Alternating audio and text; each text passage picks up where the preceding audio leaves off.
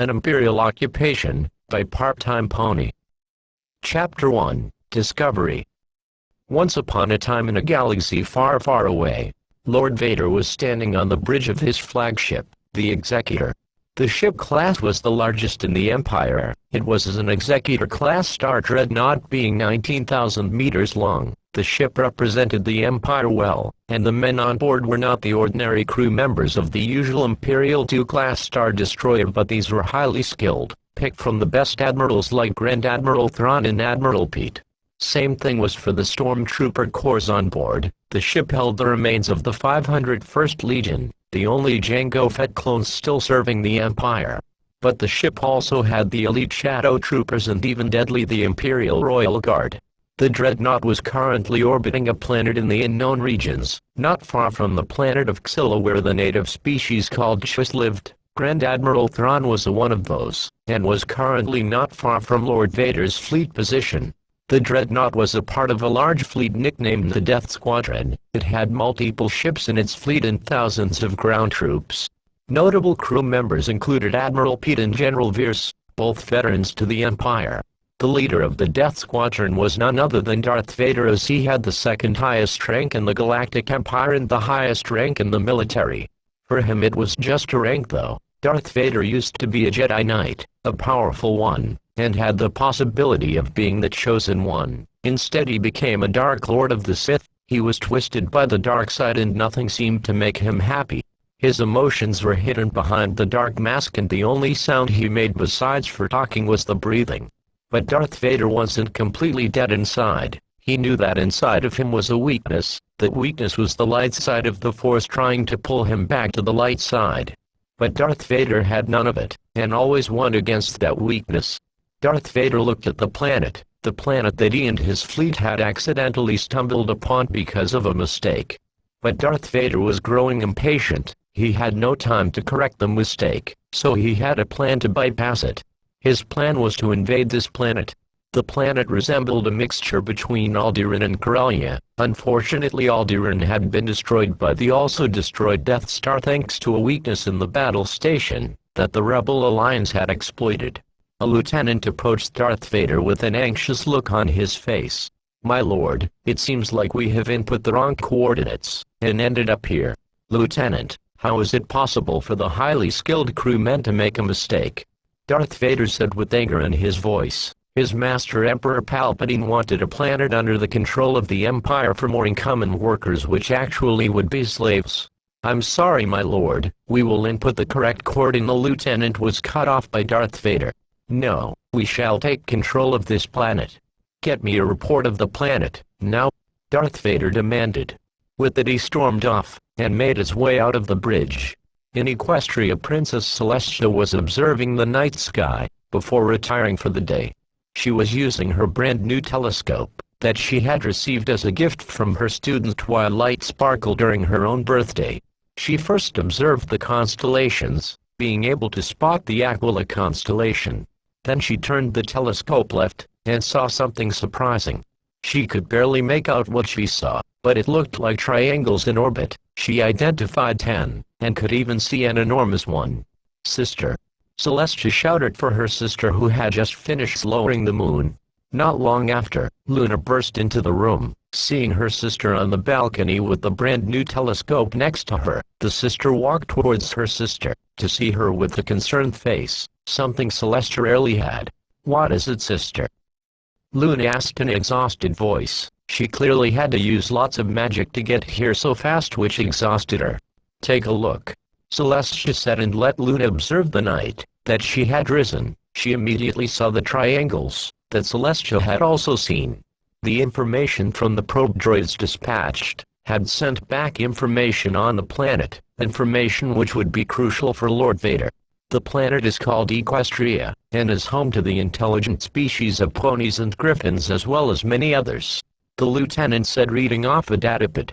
"It has a strong connection to some sort of magic, with one of the species being able to harvest it, and use it for their or others' own good." By now Vader was back on the bridge. Darth Vader looked at the planet from the bridge. He knew that this one would be a massive help to the rebellion, if information of its existence was to be published, especially since these so-called ponies could have a connection to the Force.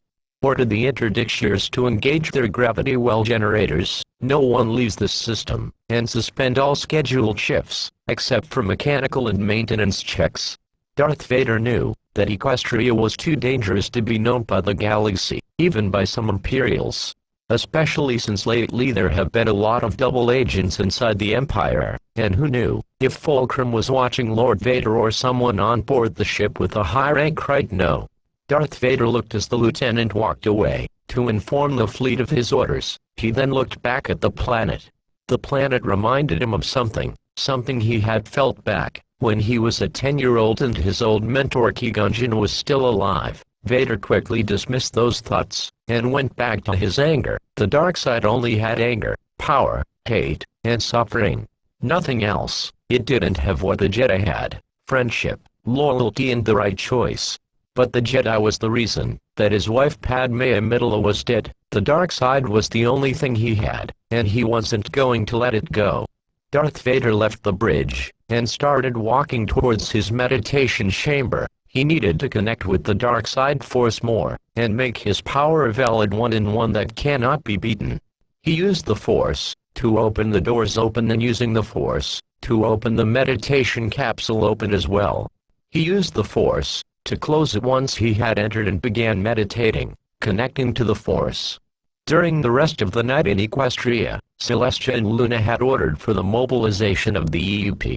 Reserves were brought to Canterlot as both sisters knew an invasion was coming. Meanwhile in Ponyville, an unsuspecting Twilight Sparkle was studying late at night once again, when she suddenly was surprised when she heard multiple footsteps coming from outside her door. She was even more surprised when 2 guards entered her bedroom. "Your Highness, Princess Celestia requests to see you in person in Canterlot now," one of the guards said. "Oh, I'll be there shortly then," Twilight replied as she closed the book she was reading. Darth Vader would leave his meditation chamber, feeling his dark side power growing. Each day the Sith grew stronger. He began moving back towards the bridge of the Executor, the massive ship that he owned. Once he got there he saw the same lieutenant that had informed him of the mistake, but he turned his attention to the commander instead. "Commander Darren," said Darth Vader, attempting to capture the attention of the commander. The commander turned around, and saw the intimidating man. That was Darth Vader. "Yes, Lord Vader," he said. "Commence the invasion at once," Darth Vader said, and returned to watching the planet Equestria, trying to learn more by looking at it. The commander meanwhile turned his attention to the crew members. He complied with Vader's orders, and led them forward to the other members of the crew. The elite Imperial pilots entered their ships, most of them being TIE fighters with the exception of a few entering TIE bombers and TIE defenders. Once they were ready they took off, and left the hangar with speed. The TIEs would be visible from the bridge and Darth Vader saw the ships heading down towards the surface of the planet, to begin their bombing runs and the destruction of the planet's infrastructure and military presence in preparation for the ground vehicles and the elite stormtroopers. The invasion of Equestria has begun. Chapter 2, Escape. Houses, roads and other pieces of infrastructure were destroyed, and pieces from the constant bombing. Dead ponies who were unfortunate to be caught in the bombing were dead on the ground. No damage had been inflicted to Canterlot yet, but that was about to happen. TIE defenders from the Executor ran bombing runs along with the TIE bombers, destroying the roads of Canterlot and the buildings. Twilight Sparkle was going as fast as she could towards the cancel, being escorted by 3 guards from the Ponyville Cancel Guard. The roaring noise from a TIE defender was then heard, and in the sky it was visible. The TIE defender was aiming for Twilight, and fired a barrage of laser beams. Twilight was standing right in the area where the barrage would hit. If it hit the ground then she'd be dead. To her luck, a guard pushed her out of the way, and in doing so sacrificed himself as he had been trained to do in life-threatening situations to royalty. The barrage hit the ground and explosions followed. Twilight was knocked down to the ground, and received minor bruises on her body. The guard quickly ran over to the princess, helping her get up, and doing so catching a glance of his now dead friend. "We need to get to the cancel, princess," the guard said as he began to run again. still feeling the pain of losing a friend. But the worst was yet to come. The AT-ATs and AT-STs had been dropped off by their transports, and were now mounting their assaults. Since cities like Manhattan, Ponyville and the Crystal Empire had been destroyed, the only target was Canterlot. Unfortunately for the Empire, Canterlot was situated on a mountain, so their heavy vehicles would have a hard time reaching it. As for Cloudsdale, the Empire hadn't attacked yet, but Darth Vader had already prepared Imperial jump troopers for presumably the attack on Cloudsdale. AT-STs were then dropped down into the streets of Canterlot by dropships, followed by Sentinel-class landing craft filled with the elite-trained stormtroopers. The residents of Canterlot ran from the frightening stormtroopers, some running to the castle, while others to their houses. But no building was a match for the deadly arsenal of weapons on the AT-STs. The AT-STs began to walk towards the castle, followed by the stormtroopers. The walkers shot and launched explosives at the EUP, which was trying to defend Canterlot, with no effect at all. Not a single stormtrooper had been killed or injured so far. It was at this moment that the Star Destroyer Behemoth entered the atmosphere and began to hover above Canterlot to ensure no escape would be made. But even if the ponies had the technology of the Galactic Empire, they'd still have a hard time to fight back against the elite forces of the Empire. Back on the ground, the white-armored stormtroopers marched towards the palace with their blasters aimed at the castle and arrives looking for any pony still breathing. Fortunately, Twilight and her escort had already escaped into the castle, where she'd be safe. For now at least. "They were coming, sister," Luna said. Even though she was the second highest ranked princess, she was still nervous and scared, as Equestria had never faced something like this. No army of this scale had ever invaded them, especially one this strong and technologically this advanced. "We must hide the elements of harmony," Celestia said as she turned around to face her student and Equestria's newest princess, Twilight. Twilight took out her book on the elements of harmony, where she had hidden them, and gave it to Princess Celestia. Suddenly though, a large bang was heard from the main entrance. The stormtroopers had entered the castle. Following this loud bang were blaster shots and the screaming of guards falling to their death. Above Canterlot, a Lambda-class shuttle was approaching to land, and there was Darth Vader, Lord of the Sith. He was escorted by two Imperial Royal Guards who wore their iconic red robes and their iconic helmet with a simple black line running along where their eyes would be. On first glance, it would look easy to defeat a guard, but under those ropes was some of the strongest armor in the galaxy, an armor so strong that even some weapons can't penetrate it. The shuttle landed, its main front door opening with white smoke, presumably steam coming out of it. Following it was Darth Vader, slowly exiting the shuttle as the smoke disappeared. In front of him was General Veers, a highly rated general who wore his officer uniform on top of armor to defend himself. "General Veers," Darth Vader said with his usual frightening and intimidating voice. "Yes, Lord Vader." Veers replied in question. "Order the jump troopers to attack the Cloud City." Yes, my lord." TK-762, "Watch your left," were one of the words that could be heard from upstairs, followed by more chatter. "Main entrance secured. Find the leaders." "Yes, sir." The stormtroopers began looking throughout the castle. Back in the throne room, the three princesses were deciding what to do. "I say we hide the elements of harmony in the secret vault north of the Crystal Empire. They'll be safe there for sure," Luna suggested. "Well, I propose we hide." Twilight was cut off when the doors to the throne room burst to open. A squad of stormtroopers entered and aimed their weapons at the guards. The three princes quickly turned around, seeing their enemy. "Surrender. We are taking you all into custody by the order of Lord Vader," the sergeant shouted at the princes, while the whole squad had them at gunpoint. "Very well, I surrender," Celestia said calmly. She then turned her head and looked at Luna and Twilight. "You two, teleport out of here and get to the Crystal Empire now. Gather up as many guards as you can, and loyal ponies to there as well." "But," Twilight gasped. "No buts, go." With that the two teleported, but it was hard not to notice that. "Where did they go?" asked a stormtrooper. "What do you mean?" "There's just me, the guards and you in this room," Celestia said, trying to convince the stormtroopers. that Luna and Twilight never were in the room. The purple and dark blue creature. The same stormtrooper shouted. Oh, they were just a spell to fool you, Celestia said again, trying to assure them.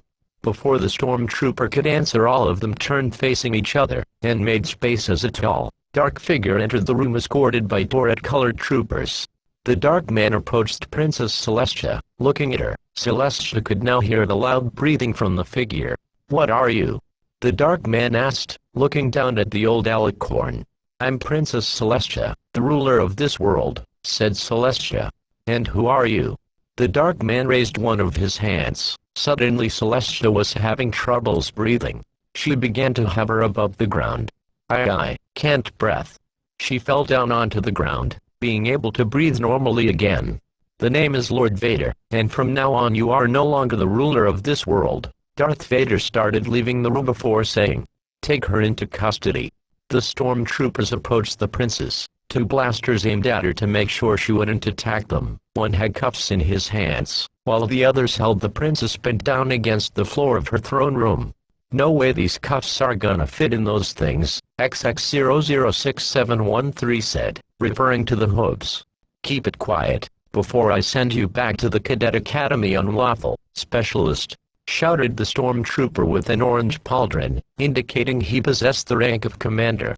The 2 princes who shared similar colors on their coats, appeared in the Crystal Empire. Fortunately, it had not been taken over yet. I hope Princess Celestia will be okay, said Twilight as she caught her breath. Teleporting a large distance was hard to accomplish, and even if you managed to do it, you'd often get so exhausted that you'd be unable to walk for the rest of the day. Not even the ponies or even alicorns that possessed such strong magic could teleport that far without being exhausted. I share the same thought as you, Twilight, but dark times are upon us. We must fight back this tyranny that has conquered Equestria. Luna looked up and saw the crystal castle. She then looked down towards the street. There she saw Shining Armor and Cadence. We came over as soon as we saw you both, said Shining. Canterlot has fallen, Twilight said, then looking behind her to see if the white-armored creatures were after. They were not. We know, the Crystal Empire is the only safe place. The shield should be strong enough to protect us, Cadence said and lit up her aura to bring a letter from Celestia herself. Read this. Dear Cadence, I'm afraid to say that Canterlot had fallen. This army has taken us by surprise, and as I'm writing this, I feel the suffering of my subjects, especially the innocent ones. I'm writing this letter to tell you that the Crystal Empire must not fall. Do your best to keep it alive as long as possible. I fear that the elements of harmony might not be enough to defeat this tyranny if the Crystal Empire falls. Do whatever it takes to ensure your empire doesn't fall. Princess Celestia. We have the elements of harmony with us, and we agreed to hide them in the vault north of Empire, Luna said. That's great, I'll take you there now. The faster we lock them in, the better. Shining began trotting away, and was followed by Luna and Twilight. My lord. The attack on the Cloud City was successful, but Lieutenant Menry couldn't find the word to describe what happened. But what, Lieutenant? Darth Vader asked. We lost 75% of the Jump Trooper battalion. Death is acceptable, as long as we remain in control of this planet. Darth Vader walked off, to march around the ruined streets of what once was a beautiful city with merchants selling their goods, the wonderful smell from the bakeries, or brewing houses and kind ponies greeting each other. That city was now a thing of the past, something which may never return, because of the Empire. The reason for the deaths was quite an obvious one for a pony. The Jump Troopers weren't Pegasi, so they couldn't walk on the clouds, which made it harder for them to annex the city as they were Jump Troopers, and not Jet Troopers. But it didn't take long for them to realize it, however, and when they did, the battle drastically changed from the chance of a pony victory to an Imperial victory. You're sure this is the vault, right? Twilight asked her big brother, making sure he doesn't do a mistake. Yes. I'm completely sure. Shining replied with an obvious voice of uncertainty. Twilight rolled her eyes, but she was sure that Shining Armor was right. He had to be after all. Ah, here it is. Shining raised his right hoof, and showed them the vault. The vault was covered in thick ice, According to the visitors, the door is able to withstand the heat of up to 10,000 degrees Celsius, which fortunately but unbeknownst to them, made the flame trooper units unable to burn it down with their flamethrowers. Funny thing, only I have the ability to open this, Shining said and let out a small chuckle after. No time for jokes, we need to store the elements for safekeeping, Luna said with annoyance in her voice as she was getting tired of Shining and Moore's arrogance. Right, sorry Luna. Shining stuck his horn inside the lock and lit up the aura to do the correct combination. Once he was done, he removed his horn from the lock and let the door open itself. Twilight entered in, and used her magic to put the book in the vault. Done. Let's get back now. Lord Vader, Captain Darren approached the Dark Lord. Our probe droids have detected a city in the north as the last one remaining of this species. Prepare the Cul de Chouald stormtroopers for an attack, and have the 6th and 7th Armored Battalion meet up south of the city. Yes, my lord. Darren walked away to prepare the Cul de Chouald stormtroopers, or as they were otherwise known as Snout Troopers. However, this wouldn't be the last attack. Lord Vader still needed to take over the other parts of the planet, not just Equestria. Otherwise, the planet would rebel against the Imperial Occupation with a stronger force than right now, which would end this occupation before it could even start. One more thing, Captain. Darth Vader looked at the captain as he stopped and turned around. Have the TIE Scouts explore the rest of the planet for preparation to invade the other parts of this planet. But my lord, the fleet is no Teesras, the captain said. Then get some. The advantage of the Teesra, or as it was also known as the TIE Scout, was one of the few starfighters in the Imperial Navy that could travel through hyperspace, the other being the deadly TIE Defender and the stealthy Type BH Phantom. The Crystal Empire was the last hope for the ponies. If it was to fall, then the chances to save Equestria would be slim, but this wasn't the only problem to worry about for the Empire. During the invasion, many ponies had gone to the Crystal Empire for refuge. Now there were too many refugees, and causing new problems. Outside the shield, the Crystal Guard performed patrols to make sure the shield would hold, and that no Imperials were in the area. But the invasion was coming, they didn't know, unfortunately. 6 AT-ATs were lined up about 100 kilometers from the Crystal Empire, joined by 4 AT-STs. The all-terrain armored transport was the workhorse for the Imperial Army. Its strong shields deflected all hand-carried weapons, and it could carry an entire platoon of stormtroopers for sieges. However, everything has a weakness or two. The AT-AT had two. One was that ion bombs from bombers like the Clone Wars era Y-Wing bomber could disable the shields for a short period of time. This was a tactic that the rebellion had used to defeat the Imperials on planets like Sullust and Tatooine. The other weakness was the legs. No, they weren't weak, but a strong rope or wire could trip the AT-AT and cause it to fall. Something the Imperials hope that the rebels haven't figured out. Yet the question was, if the ponies have. In one of the AT-ATs stood General Veers. He was awaiting orders from Darth Vader, whether to attack or not, but he knew that the order would be to attack. Suddenly a blue image of Darth Vader appeared on the walker's hologram display. Lord Vader, all the walkers are in position. We await your order. Veers said. Commence the attack. Have no mercy. Darth Vader disappeared from the display, indicating he was done. Commence the attack. Veers ordered the pilots. In the air, the walkers were joined by TIE bombers who were to begin their bombing run on the city to weaken the defenses, if there were any. The TIE bombers' iconic two pods passed by the walkers in a V formation. What a beauty. See anything? A royal guard asked his comrade whom he was patrolling with. No, not even a single snowflake. Might as well forget about patrolling. If there's no. The young guard stopped abruptly as he saw the all-terrain armored transports in the distance through the binoculars. You okay? They're here. The heavy stomping sounds of the AT-AT can be heard miles away. Even though it was just a step, it was still enough to give the toughest pony the chills. Knowing that the ponies were useless against those walkers, Shining had ordered an evacuation of the Crystal Empire, but there was one problem. Her sister. Twilight was keen that she had a solution to this. She had studied physics enough to figure out a way to possibly destroy the walkers. Her idea was that a strong rope should be able to halt the walkers' advance, and when it tries to go forward it will trip over and end up destroyed, or at least disabled. Even though she kept babbling about it, not any except for Luna and Cadance agreed with her. The three princesses got their wish finally when Shining Armor realized that the residents wouldn't escape in time, and therefore let them handle it, and use 6 guards for the task. With that settled, Twilight and Co made their way beyond the city shields, and towards the intimating AT-AT walkers. Every step the walkers took wasn't just a scaring sound, but it also made the ground shake, especially with all that heavy equipment on board. Twilight took out the rope from her saddlebag, and used her magic to pass it on to Luna, who would run on over to the other side. As she had expected, Luna ran over to the other side with 3 of the guards, holding the rope with her magic, as did Twilight.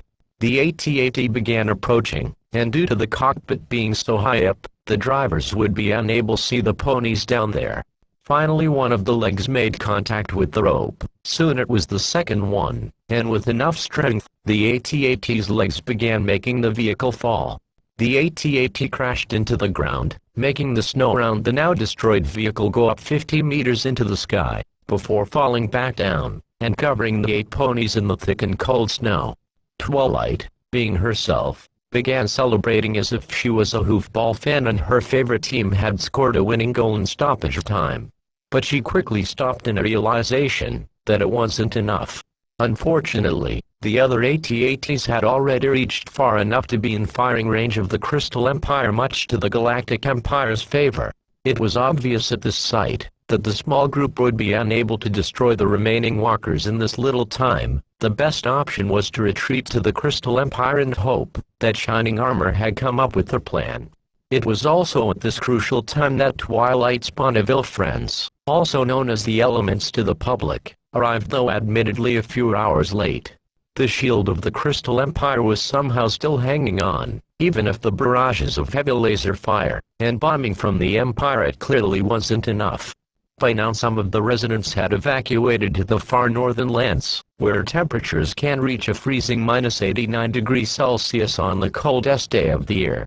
Eventually, the shield cracked, and with that so did the constant firing from the Empire.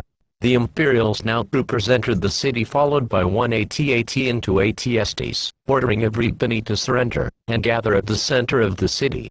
As for Twilight and her friends, they knew that they needed to leave now, but with strong resistance from Shining. His argument was that he couldn't let the residents of the Crystal Empire suffer and possibly die while he could escape. Shining, I know you want to stay with the population, but without you, we'll have a hard time trying to fight this tyranny, Twilight said in an attempt to convince her big brother to follow her and help. I know you care about me, Twilly, but this is the right thing for me. To stay with my people. Go now while you have the chance, and remember, I'll always love you, Twilight. Twilight knew she couldn't do much more. With this, some tears came running down her eyes as she approached to hug her big brother. She hugged him, and probably clinched onto him harder than she'd ever have done in her life. When the hug ended, she walked away. After Twilight came Cadance, who shared a kiss with her husband before the Alicorn was about to go on a journey to save Equestria. When the kiss between the married couple ended, Cadance shared a last look on Shannon, before turning around and joining Twilight, Luna and her friends. Emperor Palpatine in his old office he had, when he used to be the Supreme Chancellor during the Republic days. Back when he was manipulating the Jedi Order and the Senate to make his grand plan come true, which did. He had always remembered the day Mace Windu entered the same office with 3 other Jedis to arrest him. They were foolish enough to realize they were walking into a trap, and become the first victims of the Great Jedi Purge. After some additional minutes of just thinking, he decided to contact his apprentice Darth Vader. The Sith Lord walked into a chamber specially built to call people via holograms. However, he mostly used it to talk with Darth Vader, who ran his errands, making sure the galaxy was in check. Chapter 3, Skirmish. While the majority of the Death Squadron was in the orbit of the planet, the Executor and the Behemoth were in the atmosphere, surveying the landscape for threats. On board the Executor was Owen, undercover in the Empire, and reporting everything back to the Rebellion. Lately, he had nothing to report, and the Rebellion was even considering to transfer him to a hit-and-run squadron, but he had found a gold mine of intel. Not only did he discover a new planet for the rebellion but new species, ones that could help the rebellion. The only question was, if Owen could successfully report it back without getting caught. Owen was confident he could do it. For the last 2 hours he had been looking for a spot to call the rebellion, but he had no luck. That was until he stumbled upon the service hatch for repairs to the engines. Owen looked left and right to see if there was anyone that could see him. To his luck there was no one. Not even a mouse droid. He crouched down, and turned the seal on the hatch towards the left, unlocking the hatch and doing so. He looked around again but there was no one. He lifted the hatch, and descended using the ladder. Once he was down he closed the catch, and went on to find a good spot. The only downside with the service hatch was that it was right next to the engines, so he could hear the powerful sound that almost made him deaf. But that wasn't going to stop him from contacting the rebellion. Owen looked around the last time, before pulling out the hologram display out of his pocket, and contacting the rebellion. He waited a few seconds before a blue imagine was displayed. Owen knew what he had to say, and he knew it was likely that the Empire would find the transmission, but it was a risk he had to take. This is Fulcrum speaking.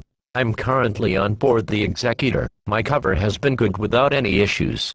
I'm sending this transmission to inform the rebellion that the Empire has discovered a new system, Equestria. The system currently only has one planet and a moon, but I think it's much bigger. The main planet Equestria is inhabited by different species, some of them being called ponies and griffins. Owen said, Lord Vader, we have a transmission currently being transmitted from this ship heading to the rebellion. Captain Darren said, locate the transmission's location at once. Darth Vader responded, and left the bridge he was on. Using the Force he attempted to guide himself towards the transmission. He could see a room, with loud noises being generated from it. No doubt it had to be the service hatch next to the engines, the Sith apprentice thought. As for other information, it doesn't seem that this planet has the technology that the galaxy possesses, but from what I've heard it is a very clean and beautiful place. I also got information that there are fugitives on the run, apparently high-value targets, and having to do with the planet's old monarchy or something. I can't confirm these rumors, but I bet they're authentic. I'm afraid my cover has been blown by this transmission. I will see what I can do to escape before I get to Owen was lifted off the ground by the Force. At the same time, he couldn't breathe. He moved his hands upwards towards his throat where he tried to breathe normally, but to no avail. Eventually, he was then turned around, and to his surprise, he saw Darth Vader and 2 stormtroopers with blue markings on their armor. He recognized those markings as the ones that the 501st wear, also known as Vader's Fist. He could see the Sith Lord pull out his lightsaber, and it illuminating a red light. He knew what was about to happen. Suddenly he felt being pulled by the Force towards the lightsaber, and then it hit. The lightsaber went right inside, going through his abdomen, like it was nothing. He looked at Darth Vader before his eyes switched off. Owen was dead. Vader switched off his lightsaber and let the body fall down towards the floor. Unfortunately, Vader didn't come in time to stop the transmission from being sent. But at least the rebellion didn't have the coordinates, unless they were to track where the transmission came from. Princess, we've got a transmission from Fulcrum. A rebel officer shouted the command center of Echo Base. Patch it through, we need to know what Fulcrum has to say. Princess Leia said. The rebel officer did so, tapping on the buttons on the large hologram display. When the officer was done he pressed a button next to Leia and the logo of Fulcrum appeared on the display. This is Fulcrum speaking. I'm currently on board the Executor. My cover has been good without any problems. I'm sending this transmission to inform the rebellion that the Empire has discovered a new system, Equestria. The system currently only has one planet and a moon, but I think it's much bigger. The main planet Equestria is inhabited by different species, some of them being called ponies and griffins, said Fulcrum through his distorted voice to cover his identity. As for other information, it doesn't seem that this planet has the technology that the galaxy possesses, but from what I've heard it is a very clean and beautiful place. I also got information that there are fugitives on the run, apparently high-value targets, and having to do with the planet's old monarchy or something. I can't confirm these rumors, but I bet they're authentic. I'm afraid my cover has been blown by this transmission. I will see what I can do to escape. Before I get CAU, it was at that stop that the transmission ended. We have no clue why the transmission ended short, but our guess is that he was unfortunately caught in the middle of it. The officer said. Leah didn't respond to her when a rebel died. Was the almost the same feeling when her homeworld of Alderaan was destroyed by the Death Star.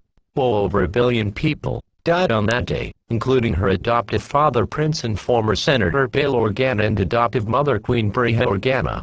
She of course still carried the title Princess. Everyone in the rebellion used, seeing it as a better title than ma'am. Although the Empire never did bomb or attack a civilization at this large scale, to bring them into the Empire they did this time as they had no intel, if they had any defenses. Not to mention that they learned that the unicorns had magic which could be used to attack stormtroopers. But it raised a bigger issue. The bombing runs had done their job. Maybe even overdone it, because the Empire now had to rebuild Equestria. Cities like Ponyville lay in ruins, often not many walking in the streets. But miles away from Ponyville was Twilight, her friends, Luna and Cadence, running from the Empire. They knew the Windigus and other horrible disasters could come if the Empire wasn't driven away, but they had nothing to match them. Not even something to at least injure a stormtrooper. Sure, they had destroyed an AT-AT, but they had been lucky, because that AT-AT was very close to not tipping over. In fact, their best chance was if someone could help them. In the past, everyone relied on Twilight Sparkle to help them in events like these. But now, all of them including Twilight were hoping for a miracle. Someone to help them. Maybe a defector or another faction that comes from the same place as them, but with the intention of helping the ponies instead of enslaving and killing them. Fortunately, the rebellion was here to help, but they didn't know. They didn't know that far, far away there is an alliance trying to figure out the location from where the transmission of Owen came from. They knew it came from Equestria, but Equestria didn't exist on the map of the galaxy. The unknown regions were known for one thing. Its name. Everything here was unknown, and barely anything of the unknown regions was even discovered. Unfortunately for the rebels, the Empire had likely better maps thanks to Grand Admiral Thrawn, who spent his time in the unknown regions, exploring and preparing defenses for the Empire. Defenses against an unknown species. Those species were the US Henvung, but Thrawn had no idea about that. Only the Mensamshris knew about them. In truth, the US Henvung had prepared to attack the galaxy for more than 20 years. It was a question when, and not if it was gonna come. The group of escaping ponies had probably run for an hour straight, when they decided to stop, when it was time for the lowering the sun, and raising the moon. But there was a problem. The sun hadn't been lowered yet, which meant the moon couldn't rise.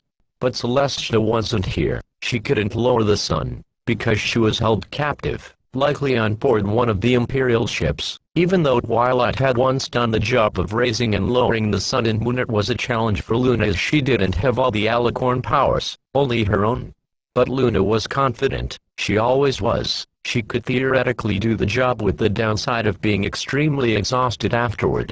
Luna, are you sure you're going to be able to lower the sun and raise the moon at the same time? Are you sure you don't want help?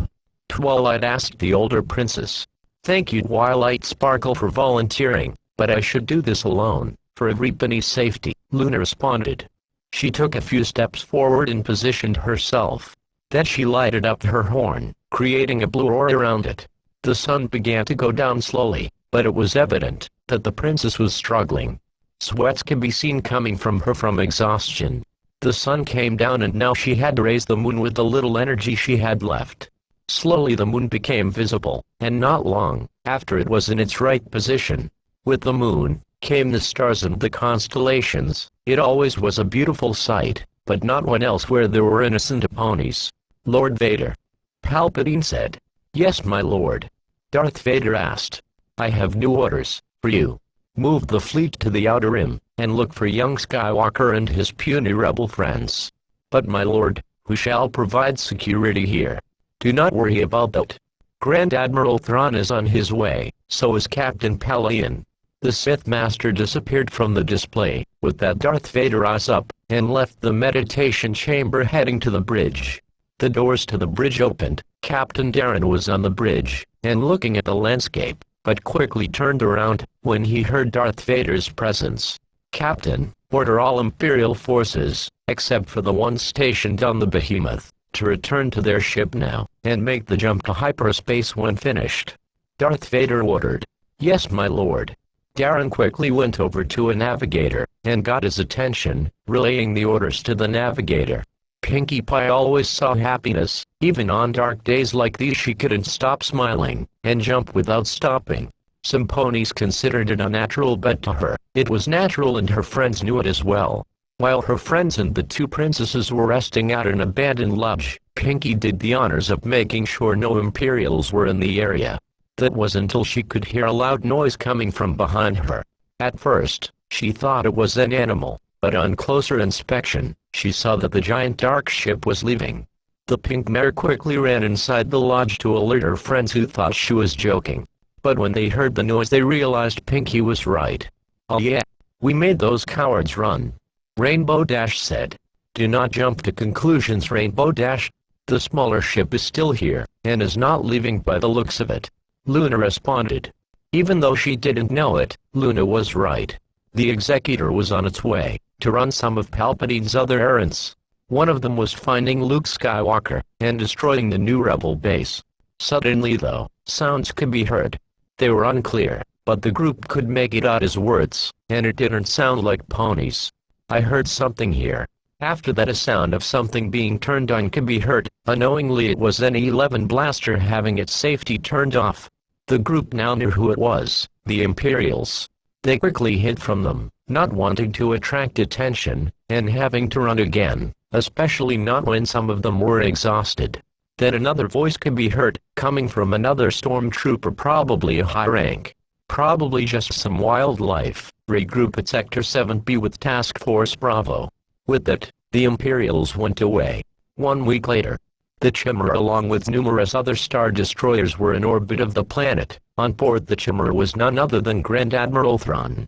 But he wasn't on the bridge overseeing the defenses, or commanding troops on the planet. No, he was in his office, an office filled with paintings, artifacts and other pieces of cultural items of different species and native groups. To Thrawn, these weren't garbage, unlike what the Empire thought. They were valuables, items that he cared about. The reason why Thrawn was one of the smartest, if not the smartest, in the Imperial Navy and High Command. All his battles ended in victory, except for some encounters with the Phoenix Squadron. This time Thrawn was obviously studying on these new species, the pony. The galaxy had never seen a species such as them, so for him, it was a priority to get knowledge on them. Thankfully, Imperial commandos and archived books in the libraries weren't enough for him. To him, learning about their magic and their way of life was not just fascinating, but an opportunity to prove to bring this world into Imperial loyalty, even though his orders were to not let word of this planet come to the public eyes. The only ships from the Death Squadron that were left were the Behemoth, High Admiral Vosh's flagship. Even though all the other ships were in orbit, the Behemoth was in the atmosphere, hovering above Canterlot. But it was there for a few reasons. One was to be a mobile command center and command the Imperial forces on the planet. But the more important reason was to show the ponies that the Empire was in control, not some alicorns with powerful magic.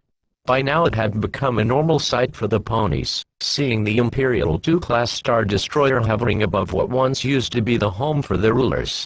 On the ground, major repairs had begun in the cities affected by the attacks. Fortunately, the ponies were lucky. In the past, the Empire had used depressing gray concrete and built every house together, but the fleet didn't have any building materials, so the Empire had to recycle it. Along the Finnish residences, posters were put. To be more specific, propaganda, trying to make the population rally behind the Empire and support them. Unfortunately for the Empire, none of the ponies understood Galactic Basic. This was why the school program was being remade. Ideas of independence or anything related to rebellion and defiance was to be removed. The Empire would need loyal subjects in the future. The screaming noise from a TIE fighter could be heard, flying above the ghastly gorge before quickly pulling up to avoid crashing. While the Empire knew there were some fugitives, they didn't know how many or how strong. But to them, it was a priority to find them. They could spread ideas of rebellion, defiance, and hope into the new Imperial population. Those thoughts were somewhat what the group of ponies had in mind. Their goal was to fight back and not accept the Imperial occupation, but using force would be their last option. Their first choice was surprisingly diplomacy. Unfortunately, though the Empire doesn't take diplomacy and results to force as their first choice. Twilight, I think it'd be better if we rest. We have been walking the whole day and my hoops are starting to hurt. Applejack said. Rest in the ghastly gorge where rock can fall down on us. Forget that. Twilight responded, even though she also somewhat agreed with Applejack. Applejack was about to respond back, when she realized that Twilight had a point. At any moment rock could fall, and hurt them really bad. The best option seemed like the worst one, but it was the safest one, and in fact the best one.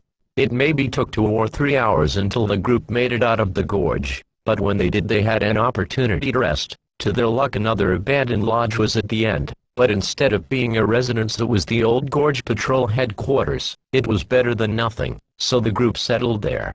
Being a fugitive meant that you need to run every day and sleep, wherever you end up, in this case, an office building. The night shined bright, the moon was visible in the sky, a reminder of the beauty the night provided. Together with the stars and the night sky made it a beautiful sight, almost comparable to a painting. But to Task Force Bravo it didn't matter. The night was just camouflage for them. Their jet black armor was almost impossible to see in the dark. The only part of their armor visible was the green lights under the helmet. A scrambled voice spoke from one of the troopers, a scrambled voice to hide their strategy, to prevent their enemy from learning. A scrambled voice quickly responded, and took out binoculars to reckon the area. In front of the trooper was a gorge. At the end was a lodge with its lights turned on. This had to be the place the trooper thought. He made hand signals, ordering his men to move forward towards the lodge. Every step they took could alert the fugitives. Every breath they took could too. Anything could, even a pony on a night promenade could. The fearless and deadly Death Trooper squad moved through the gorge, blasters raised high. One had a rocket launcher with his weapon holstered, one had a sniper rifle, one had a heavy rifle, while the other two including the commander had their standard issue blaster rifle. The Death Trooper was the most elite trooper in the Empire behind the Royal Guard, and ahead of the Special Forces. Trained in deadly tactics, they are the most loyal force in the Imperial military. Trained from a young age, these soldiers knew everything like the back of their hand. They followed their orders always, never questioned them, even if they had to kill one of their own, or kill innocent civilians. They did it for the Empire, because the Empire was their home and family. And thanks to the Unit 19 who reported strange noises sounding like speech from a lodge in their patrol area, Task Force Bravo managed to track them down, and prove to the Empire how good of a soldier they were. The iconic Millennium Falcon was in hyperspace, surrounded by the blue walls that were spinning around the ship, mixed with a little white here and there. The ship's destination, Equestria. Captain Solo, or as he preferred to be called, Han Solo, was accompanied by his best friend Chewbacca and 4 rebel soldiers. All of them were elite soldiers. While maybe not special forces, they still were much better than the average rebel who was young, weak and had low morale. We'll be arriving that weird quest world soon. Better hang on, Han Solo said to the 4 rebels. The 4 troopers nodded, and sat down next to a table. While Han Solo didn't wish to do this mission, he had been forced by Leia. Not only had he been forced, but these missions he hated the most. Escort missions. His destination was, of course, Equestria, but he was escorting a blockade runner, a CR-90 Corellian corvette to be more precise. Of course, he wasn't alone. 3 members of Green Squadron, 3 agile A-wings. The ship made some noises before eventually a large braking force could be felt, making the ship exit hyperspace. Han Solo was greeted by 6 Star Destroyers he counted, along with 2 Victory-class Star Destroyers and 4 Arquitens-class light cruisers, not to mention the TIEs patrolling in the sector. This will be fun. Han Solo thought. The patrolling TIE fighters then turned around and began heading towards the Millennium Falcon and the 3 starfighters, while the blockade runner was going full speed towards the surface of the planet, going unnoticed by the Imperial pilots. Han quickly pushed a lever and made the Falcon advance towards the planet Equestria. He then pushed a button to activate the afterburners to make his ship go faster, hoping to outrun the agile TIEs. The Falcon entered the atmosphere and was immediately met by the behemoth. In response, Han pulled up and avoided a collision, turning off the afterburners at the same time. Chewbacca reached out his arm to activate the lights of the Falcon to help Han in the night. "Let's just find those passengers and get out of here," Han shouted, hearing a growl from Chewbacca in agreement. What looked like a task that could take days or months to complete was fortunately for Han not needed, as apparently today was his lucky day. Chewbacca spotted Imperial troopers thanks to green lights on their helmet, and he immediately informed Han. Han quickly put on a piece of headwear to contact the blockade runner. "Hey, blockade runner, I think we found the place." Han then saw how the Corvette changed direction and headed towards the lodge, but not before being spotted by the Death Troopers, who began firing, especially the one with the rocket launcher, who fired one rocket and nearly hit the Corvette's engines. "We can't land unless you take out that anti-air trooper," the rebel commander said. At the same time, on the ground, the group had been alerted by the sounds of the ships and the rocket flying past the lodge. Cadence looked out the window and saw the Imperial Death Troopers. In doing so, she quickly alerted the other ponies of the Discovery. All of them knew that it was risky to go outside. They could easily be shot or captured. Best bet was to wait inside and hope for the best. The Millennium Falcon landed, the door opening, and the 4 elite rebels getting out and opening fire at the Death Troopers who had taken cover. The sounds of the A-280 carbine rifle and the E-11D filling the air was just a reminder to the ponies that their doom is coming. One of the rebels ran towards the lodge, opening the door quickly as he entered, and seeing the ponies. "Are you the high-value targets?" he asked. What do you mean by high value?" Rainbow Dash responded. "Are you the ones having to do something with an old monarchy?" "Yes, that's us," Twilight said. "All right, just follow me, and we'll get you to safety." The rebel peeked out the door, and saw that the Corvette hadn't landed yet but was approaching land. That was when a rocket from the anti-air Death Trooper hit the engines, causing them to explode, and have fire spreading throughout the ship. The Corvette began going down fast and hit the ground, the cockpit flying away, while the rest caught on fire. Debris scattered everywhere, some survivors struggling to exit the burning wreckage. Fortunately, it created some cover for the rebels who had been previously vulnerable. "Just stay down," the rebel yelled, and began running towards the Millennium Falcon. The ponies did as told, and followed him towards the iconic ship. In the air, TIEs of all kinds were dogfighting the A-Wings, when one TIE interceptor hit one of the A-Wings in the left engine exhaust, and as a result the A-Wing began spinning to the left uncontrollably, headed towards the ground. The A-Wing smashed into the gorge, an explosion following it, and the pilot being killed on impact. The rebel reached the Falcon, and stood by the ramp, indicating the ponies to enter the ship, which they did, one by one entering the Millennium Falcon.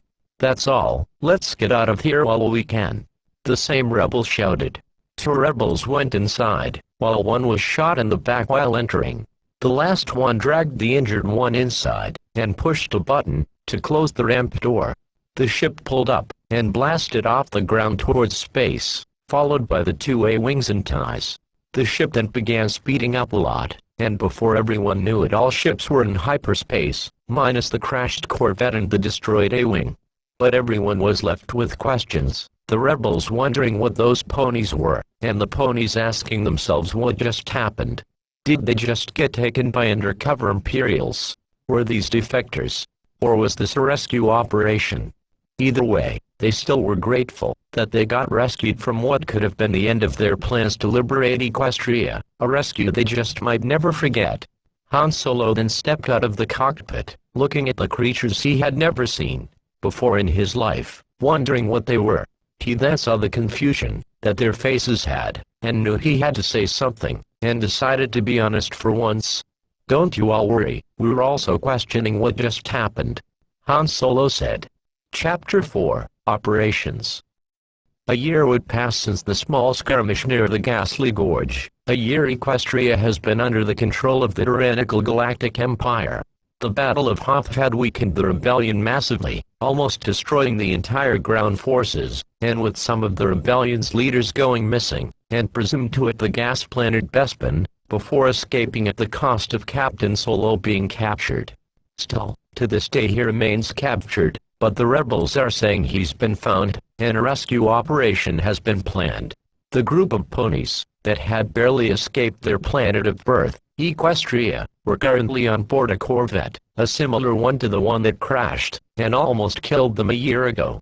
The Corellian corvette Admirable II, named after Admiral Juno's Venator Admirable and his heroic crew during the Clone Wars, was currently patrolling the area at the wheel for Imperial activity, which had been high lately.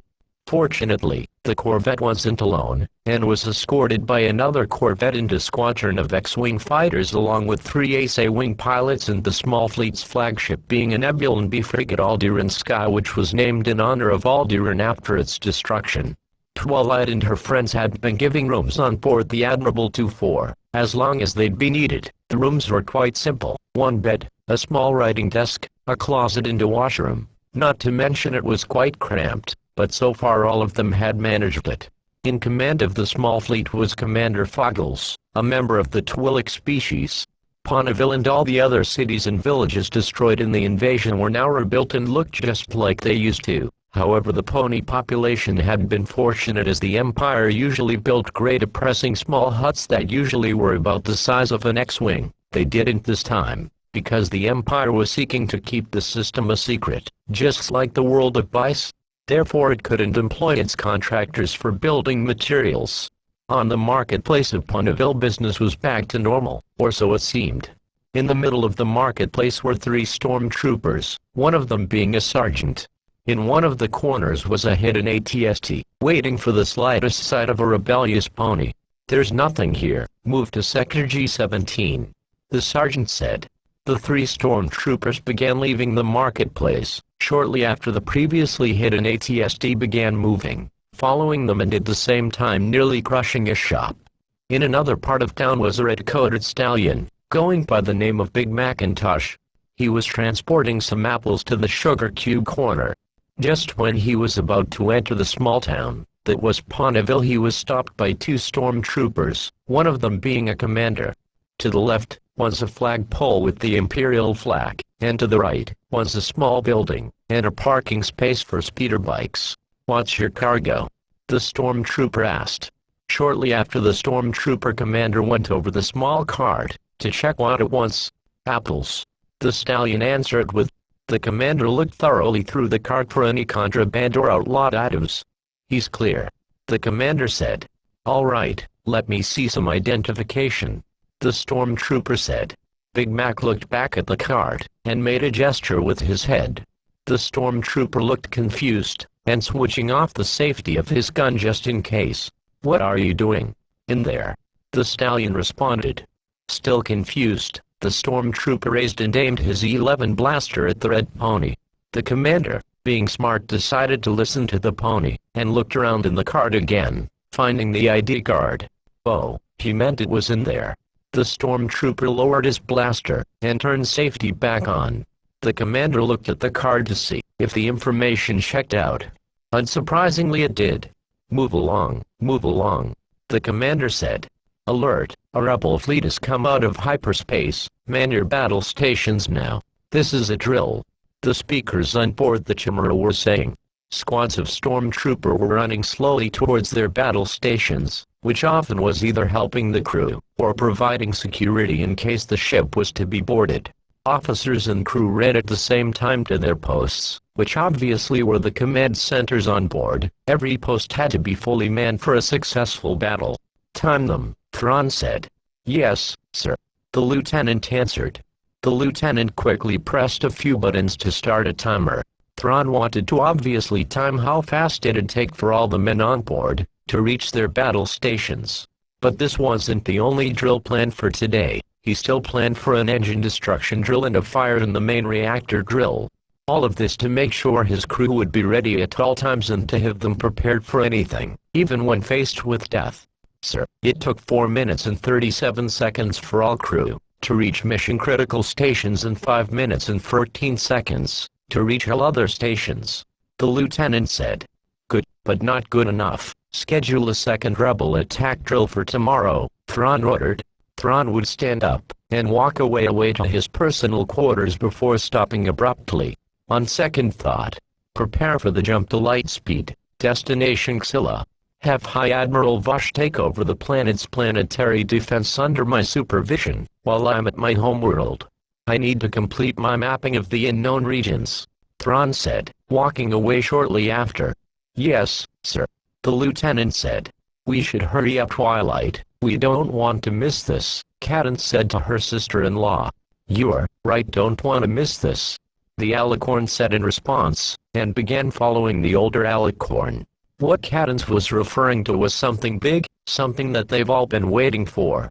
A possible liberation of Equestria. Luna and Twilight's friends were already in the briefing room, sitting there and waiting for the two royalties to arrive. In the middle of the room was a hologram projector that projected the live image of Admiral Akbar. Just when Akbar was to commence his briefing, did the two ponies arrive in the room. They looked for a place to sit down, and saw two available spots near Rarity, where they would sit down, ready to listen what the Admiral had to say. Members of the Rebel Alliance, we recognize that the war against the Galactic Empire has slowed down recently. We are at the moment losing wars on crucial planets to the rebellion such as Mun Calamari, where the Empire is willing to stop our capital ship production. But in this time, we are mobile enough to avoid the Imperial Navy, and start supporting and liberating worlds that don't wish to be under the Empire's control. I've spoken with Princess Leia and Mon Mothma, and we have decided to launch a full-scale assault to liberate the world known as Equestria from the Empire. But our rebel spies have informed us that Grand Admiral Thrawn may be present. We all know what a deadly commander he is, and how he destroys rebel fleets for fun. But we will prevail. We have the strength, the morale, the soldiers to win, and show that we are a threat to the Empire and defeat them. This fleet, commanded by Commander Foggles, will be reinforced with capital ships, support vessels and additional starfighters including Y-wing bombers to complete this task. May the Force be with you. The hologram projector switched off, and up stepped Commander Foggles, the highest-ranked rebel in this fleet for what everyone guessed was to be a short speech or a motivational talk. While they were sorta bright, it wasn't really what they had guessed.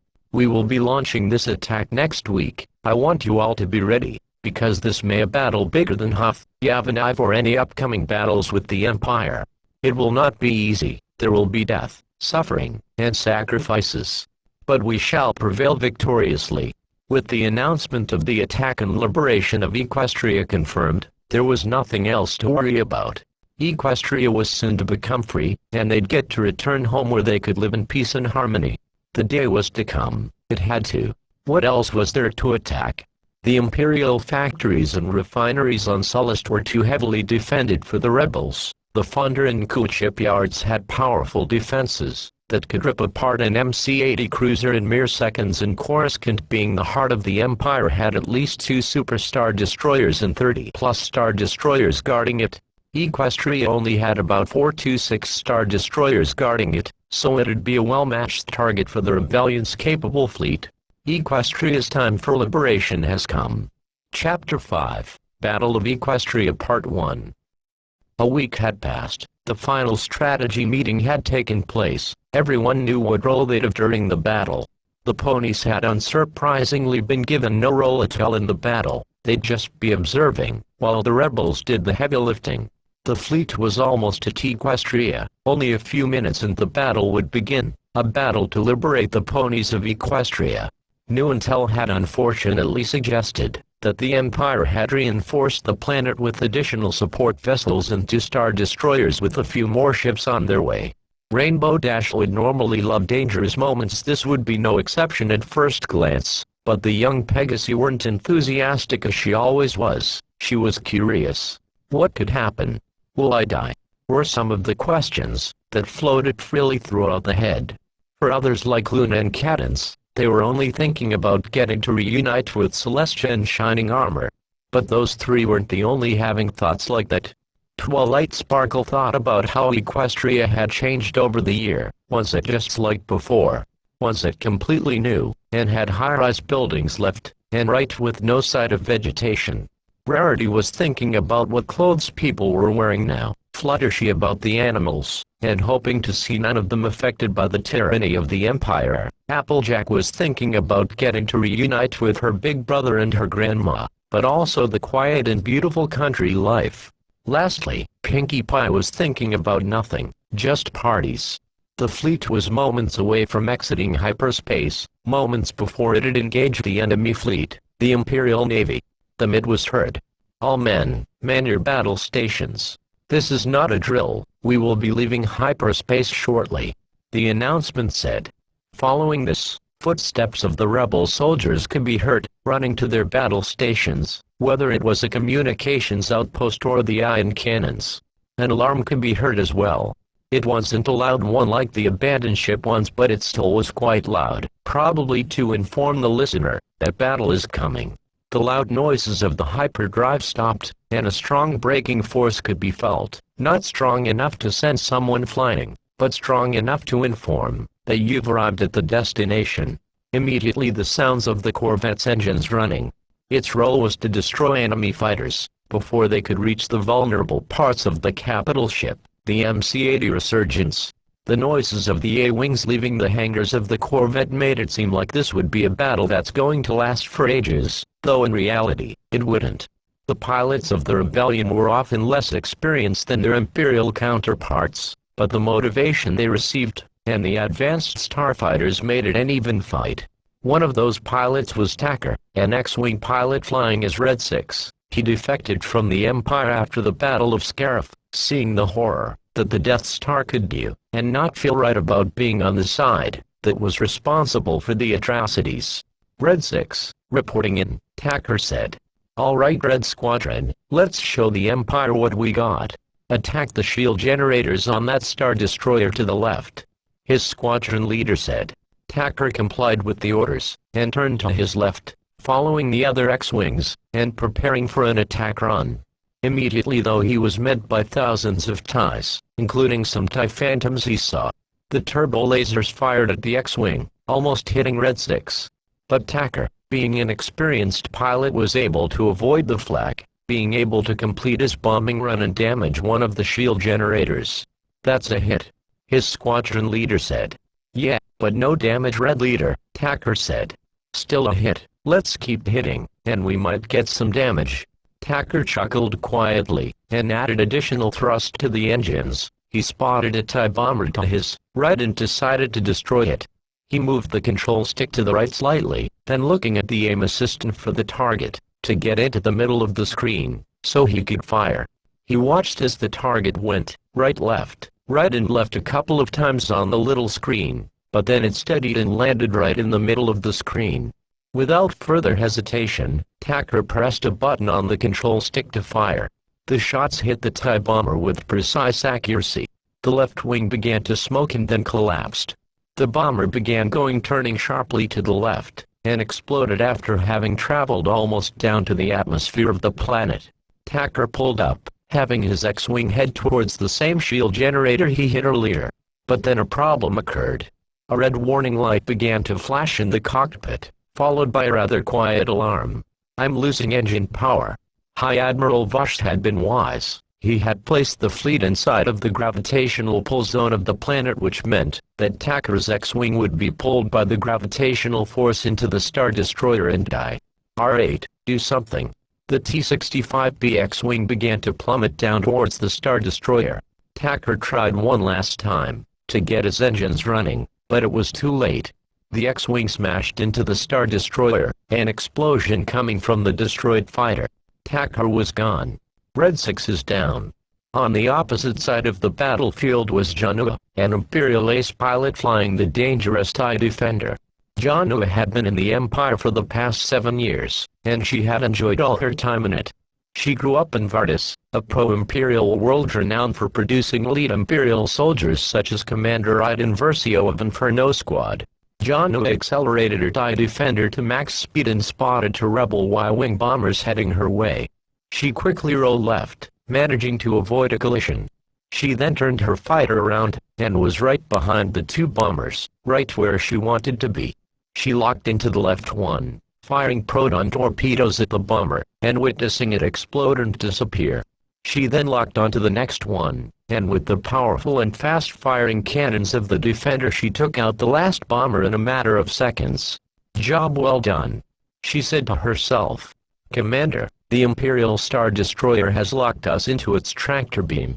An officer shouted across the deck. Purdue, get us some fighters to destroy the source, so that we can break free. Foggles responded, before running over to the intercom. Alert, we've been caught in a tractor beam. I want all fleet troopers to secure all entrance points on board this corvette. Do not let them enter this ship. Foggles turned it off, and ran back to where he was earlier. He looked out the window, and could see how the corvette was nearly inside the hangar of the Star Destroyer. Foggles had to make a decision. He knew that the royalties of the planet were on board his vessel, and was about to be boarded. He had to make a decision and time wasn't on his side. Get those monarchs into an escape pod towards the planet. We cannot risk their captivity. Foggles ordered. A rebel fleet trooper holding his DH-17 blaster in one hand was following his friend who held an A-280 CFE in the same uniform. The fleet trooper's name was Zin. The iconic white hat, a black vest, a blue shirt and some dark pants. The uniform was stood out against all other uniforms, and it was no question why. The two soldiers reached the rooms of the ponies, just as they could begin to hear blaster shots from a corridor nearby. The trooper ordered his friend to get the rooms longer down the hallway, while he'd get ones here. The young soldier pressed the button to open the door, and saw the white unicorn with a purple mane sitting in her bed. We're getting you out of here, it's an emergency. Come on. The rebel soldier yelled, but not high enough to alert the stormtroopers not far from them. The rebel soldier did the same to the other rooms, getting the ponies out, and once he saw that he and his friend had all of them, they ran towards the escape pods. Zin soldier checked his corners. Seeing that it was clear, he told the group and his friend to continue moving, and to cross the corridor. Once they got into the escape pods room, he closed the door, and locked it by doing the classic shoot the door control. Alright, this is how we'll do it. The tallest of you go into pod 1, the others into pod 2, I and my friend will go into pod 3. Got it? Yes, we understand. The dark blue pony answered. All of them did as told, entering the correct pod that they were assigned to. Zin first checked to see if all pods were correctly sealed before launching them. He checked pod number 1's, but had to cancel checking the other pod when he saw that the stormtroopers had destroyed the door leading to the escape pods, and began firing at him. Rewrite this part. Zin quickly ran into his escape pod and closed the door. Once he saw that it was sealed, he pressed two buttons that launched all the other pods. He knew that the stormtroopers would report to the Star Destroyer that he and the ponies had escaped in pods. Therefore he launched additional ones in an attempt to lure the Empire into shooting down the wrong ones. The pod shot out of the ship, and began heading down towards the planetary surface. Out of the small window on the escape pod, you could see how close they were to getting obliterated, and having their dead bodies left to freeze in the vacuum of space. Though suddenly the front began to heat up, indicating that the escape pod was entering the atmosphere in mere moments from hitting the ground. Zin pushed a button to slow down the descent of the pod for a safe landing. I suggest you brace, Zin said to his friend. The escape pod carrying Twilight, Cadence, and Luna had already hit the ground with a successful landing. The other one carrying the main 6, except for Twilight, had also already landed, but had a rougher landing. Fortunately, no one got hurt. Zin's pod was mere moments from hitting the ground. He looked at his friend one last time, before being felt the hard impact with the ground. For him it felt like he was inside a corvette about to be destroyed. And he had already been in such situation. Are you okay? Zin asked. Yeah. His friend Relio said. Good to hear. Let's get out, and see if they're okay. Relio did the honors of opening the door. The escape pod's door began to open. White smoke came out as it was unpressurized. Zin stepped out, and was greeted by the sight of the space battle above. He saw how one of the Nebulan B frigates was disabled and started heading downwards towards the planet for a crash. His friend Relio stepped out. A part of the engines fell off, and crashed about 200 meters from them. The frigate hit the ground and a minor explosion followed. Zin took his micro-binoculars, and observed the crash site. He witnessed the crashed frigate, and saw that it had crashed on a railroad leading up to a mountain, where a city laid. Relio looked to his right and saw the ponies. "Glad to know you're all safe. Now we better get out of here before the Empire arrives," Relio said. High Admiral Vosh was on the bridge of his star destroyer the Behemoth, one of the Empire's many star destroyers. He was observing the battle, looking for potential targets to weaken the enemy fleet. His second-in-command, Captain Reich, approached him. "Sir," Reich was trying to say, but was struggling to find the words to describe something. "Spit it out, Captain," Vosh demanded. "The Menacer is reporting a loss of hydraulics and critical damage to the shield generator. Captain Mapone is requesting fighter cover while they repair. What shall we do?" "Send TIE Fighter Squadron 17, 18 and TIE Interceptor Squadron 6. That should be enough for now, but for safety have the Menacer back up a little, so it won't be the main target for the Y-wing bombers," Vosh ordered. "Yes, sir." Reich walked to one of the control pits on the bridge, to give the communications chief his orders. Then Reich would supervise the men on the bridge, making sure they were doing their jobs. Vosh looked at the MC-80 Liberty-type cruiser, that served as the flagship for the rebel fleet.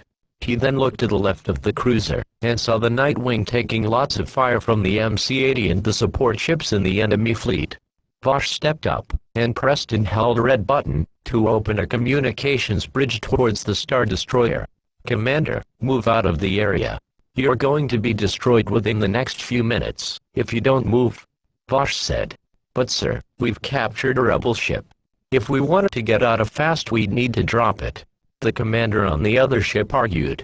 "Then let go off the ship at once, and regroup with the fleet. We cannot underestimate our enemy," Vosh finished. Vosh looked once more at the MC-80, and saw how it was undamaged from this battle. His frustration grew, and without hesitation, Vosh ordered all available TIE bombers to attack the MC-80, starting with the shield generator, then the communications relay, and finally the engines. "I smell victory. And it smells really good," Vosh muttered. Shortly after the escape pods had hit the ground, the Freon port not far from the location was scrambling all its available forces for the intervention of the rebel escape. Inside of the command center was Captain Hutska. Captain Hutska was not an ordinary captain of the Imperial Ground Forces Division. He was a part of the Imperial Security Bureau, also known as the ISB. He was currently undercover as Captain Hutska, but his real name and rank were Agent Quarks. The Nightwing reported escape pods launching from the captured corvette. They believed the pods landed south of the base. "Now let's move it, and kill whatever escaped," the undercover ISB officer said to his men over the intercom at the forward operating base. The gates of the base opened, and immediately 2 speeder bikes manned by 2 biker scouts were gunned from the base. Their destination was south of the base, as orders had said to destroy the escaped rebels, and whatever they took with them. The agile and fast speeder bike would get to the location of the crashed escape pods within a few minutes easy. The terrain was mostly flat and there were no obstacles, unlike Ender, which required you to be extremely careful, or you'd end up crashing into a tree and dying. The speeder bikes were almost at their destination when suddenly one of the biker scouts was shot in the chest, and fell off his bike. The scout was hit where his heart was located, and therefore he died immediately. In response, the other biker scout began firing at the direction the bolt came from. He made sure to slow down his bike, so that the primary guns wouldn't lose their accuracy at the high speed the bike was traveling. The scout fired a laser barrage before his guns overheated. Just in that time, the same rebel who had killed his friend shot again, and hit the scout's left pelvic bone. "Gah!" The scout screamed in pain. The scout looked at the direction where the shot had been taken, and slowly saw a rebel soldier holding an A280 CFE in the sniper configuration coming up to him. The rebel aimed his blaster at the scout. "Please don't," the biker scout begged. The scout then saw a second rebel followed by a cyan pony that was hovering in the air coming up from a ditch. "Gun down, Relio, we need to get out of here before more Imperials come," the other rebel said. "But he might just report our position," Relio responded. "Well, that's a risk we gotta take. Come on." The other rebel began running towards the forest ahead. The biker scout would take off his helmet, breathing heavily and looking around to see if reinforcements were approaching. When he didn't see any, he decided to contact the Free on board to inform them he was injured. "This is TK-9980, I've been badly injured, and my squad mate has been killed. I request help immediately." TK-9980 waited for a response. "Copy that, TK-9980, we are tracking your homing beacon, and are dispatching a medical evac to assist," the officer on the opposite side of the comlink said. "Sir, Mafred is requesting a status report on the battle," the lieutenant said. "Tell him that I'm unavailable at the moment." "Yes, sir." The MC-80 Liberty-type cruiser had begun taking damage, but it hardly wasn't enough to destroy it. The rebel fighters were doing a darn good job of defending their only capital ship in the fleet. Then a window in the Imperial defense opened, the Minister's shield generators were disabled, and now was the time to strike. Rebel Y-wing bombers began their bombing run, and fired their proton torpedoes at the turbo laser gun emplacements. Though before one of the Y-wing bombers could release its payload, it got hit, the left engine blew up, and fell off, and the bomber began going down in a spiral. The Y-wing began to slowly stabilize itself, but it wasn't enough. The bomber crashed into one of the large engines on the Star Destroyer. The result was quite spectacular. The proton torpedo mixed with the explosion from the destroyed Y-wing was barely enough to cause a chain reaction, and have the engines explode. Because the engines were now destroyed, the Star Destroyer began to be pulled by Equestria's gravitational force down towards the surface. Darren Vosh looked on in disbelief. The Star Destroyer began to heat up, and escape pods could be seen launching from the doomed ship. Then the ship crashed. It hit the ground hard. The front of the ship exploded, while the middle section managed to reduce the impact force. The Minister was now a useless piece of junk lying in the woodlands as a reminder of the space battle that was starting to come to an end. The debris was either going to stay there forever, or be salvaged by the rebellion to preserve Equestria's delicate environment. Back in space, Vosh's forces were starting to be depleted. All of his available ties were nearly gone, with only a few squadrons remaining. The rebels meanwhile had lost a few squadrons, but were still outnumbering the Imperial forces. Although the Empire was losing the starfighter battle, they were winning the ship-to-ship battle. The Imperial fleet still had 3 Star Destroyers. The Nightwing, the Emperor's Wrath, and Vosh's flagship the Behemoth. And he, of course, had 2 more Victory-class Star Destroyers and some support vessels like the Arquintons-class light cruisers, which were dealing damage to the rebel fighters, and combating the corvettes of the rebel fleet.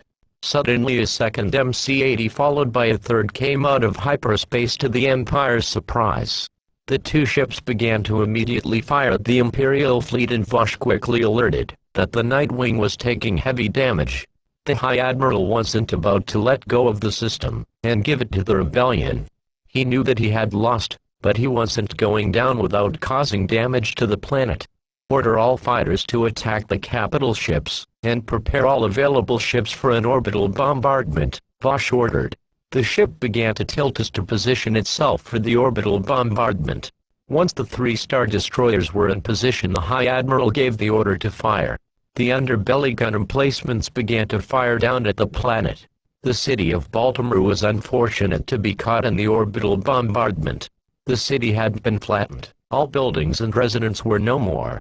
Baltimore no longer existed. The Nightwing was gone, the Star Destroyer had been destroyed, and the debris came falling down like meteorites. Meanwhile, the Behemoth and the Emperor's Wrath had escaped the system, with the Emperor's Wrath being in need of major repairs. The 2 remaining ships were not alone though. They were followed by 2 Victory-class Star Destroyers, 3 Arquintons-class light cruisers, and 1 Interdictor-class Star Destroyer that had joined the battle late to change the odds back in the Empire's favor. Equestria's space defense was gone. What remained of the Imperials was on the planet only. though some of the forces had already evacuated. The time for the ground invasion had begun. But the rebellion knew it'd be difficult. The Empire's ground presence still outnumbered and outgunned the available rebel forces, but the rebels did have the advantage of 8 superiority. The only problems were that an estimated number of 12 squadrons had made it down to the planet to escape the space battle and support the ground forces. There also was 1 Victory-class Star Destroyer in the atmosphere, escorted by 4 Arquintons-class light cruisers, but the Imperials knew that those ships wouldn't be enough to contain the rebel forces. Chapter 6, Battle of Equestria Part 2. The night was young and quiet with only the sound of rain filling the air and the rebel fleet was visible from the ground. By the looks of it, one of the MC-80s had left the fleet, probably to assist in the space battle over Mon Calamari. General Veers, who previously was in command, was no longer on the planet, which meant that Brigadier Trent was in command of all forces on the planet. The Brigadier was at the largest base, Fort Kilo. The fort was south of Punneville, more specifically south of Sweet Apple Acres. Brigadier Trent, in charge of the planet's ground forces, was in his office at the base. Inside the office was the hologram display of Grand Admiral Thrawn, and sitting on the opposite side of the table was Colonel Vickel.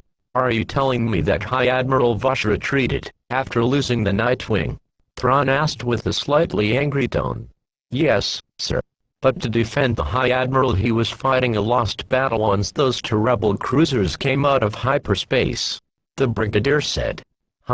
Since I wasn't present at the battle, I will have to rely on the information you provided. I shall talk with the High Admiral myself. But sir, what about us? We are stuck on this planet with no way to evacuate all forces," Colonel Vickel said, after having been mostly quiet. "Do not worry about that. Concentrate on keeping the rebellion out, as long as possible. My fleet will come here to open a window of escape," the CHIS officer said. Shortly after he disappeared from the display, Vickel looked at Trent. "Sir, I'm worried that we may not have the morale to withstand the rebel invasion until Thrawn's forces arrive," the colonel asked. "Not to worry, Colonel. I looked into the Imperial archives and I've decided to use a similar strategy to what the Confederacy of Independent Systems used in the Second Battle of Geonosis during the Clone Wars." Trent answered. "Yes, but the Sith still lost the battle." "That is true, but the Republic did take a lot of casualties, especially the 501st Legion and 21st Nova Corps. In other words, I'm hoping this will sort of be like the deadly Battle of Sarish for the rebels." Brigadier Trent stood up from his chair and walked towards the window behind him. He looked out and saw the rain falling down from the sky. "To win a war, Colonel, you must lose battles. It is as simple as that," Trent said while looking out the window. "I see the Academy on Cardia has taught you well, sir," Vickel said. Trent slowly turned around and chuckled as he did so. "Of course. But let's not get ahead of ourselves. Colonel, can I trust on you leading these men on the front lines?" "Why, of course. I was trained in becoming field officer," Vickel replied. "Yes, but this is your first real engagement with an enemy. The simulations at whatever academy you were taught at hardly have the same combatants."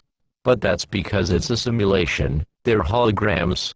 "Yes, I'm quite aware. What I meant is that these rebels don't act the same as they do on the simulations," Trent said. "Oh, I understand now. Good. Now go, Colonel.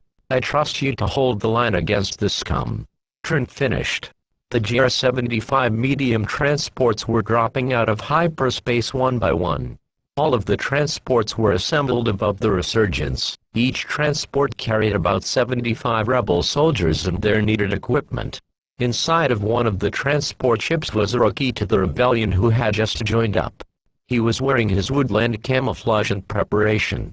He was in his bunk, holding what seemed to be a necklace and a hologram display on the other hand. The display was projecting an image of a woman. She seemed quite young, about in her mid-20s. The young rebel, aged similarly to the woman on the display, was talking to her. "I still don't know why I agreed to this, dear," the woman said. "It's all right, April. I'll be back in no time," the rebel said. "But Bonnie, what if you die or get injured? You know I can't live without you," April said worryingly. "Then I'll make sure to come back to a gorgeous woman in one piece," Bonnie said. The woman giggled at the comment by her boyfriend. In that case, I'll be waiting for you, Bonnie, the woman said in what sounded like a seductive voice.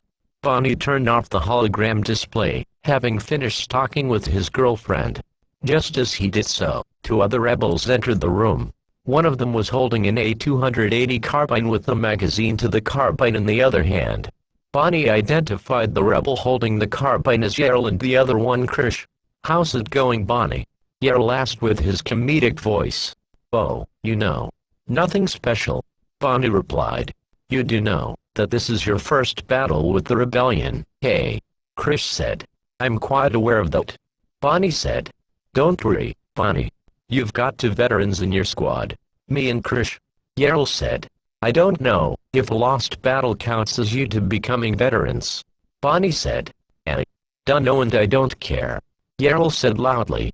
The trenches outside of Manhattan were full of stormtroopers. The train that always entered the city with curious tourists was no longer running. Reinforcing the stormtroopers was a single AT-AT positioned where the railway ran to the city. AT-STs had been deployed as well. The sun shined bright on a hot day, but the Imperials had managed to work it off. The trenches had been completed and all the planned field projects were also coming to an end. In command of these soldiers was Captain Hutska, who had been instructed to move his regiment and the reinforcements he had got to Manhattan. The reason why the Empire needed this city was that it'd be the only way out. All transport ships leaving elsewhere would be easily intercepted. Manhattan was far from the small navy group, therefore, the rebel fighters wouldn't go to Manhattan as they didn't know the transports were there. Theoretically at least. The only bad thing was that the rest of the AT-ATs were in the Crystal Empire or Fort Kilo. While Brigadier Trent had ordered them to move locations, it'd take time as all of the Gazanti-class cruisers but one were destroyed, or sent to another system. Because of this the AT-ATs were slowly being transported to Manhattan. The AT-STs meanwhile was walking, because they were faster than the AT-AT. Brigadier Trent himself was already on his to Manhattan on board of a Lambda-class shuttle along with Colonel Vickel.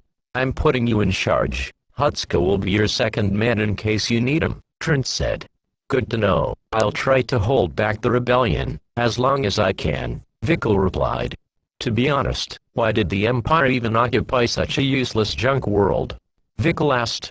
Lord Vader was impatient, "But you were right. None of the raw materials here can even be used in the refineries on Sullust or the shipyards of Kuwait, Fonder, Coruscant or even Mon Calamari, that the rebellion possesses," Trent replied.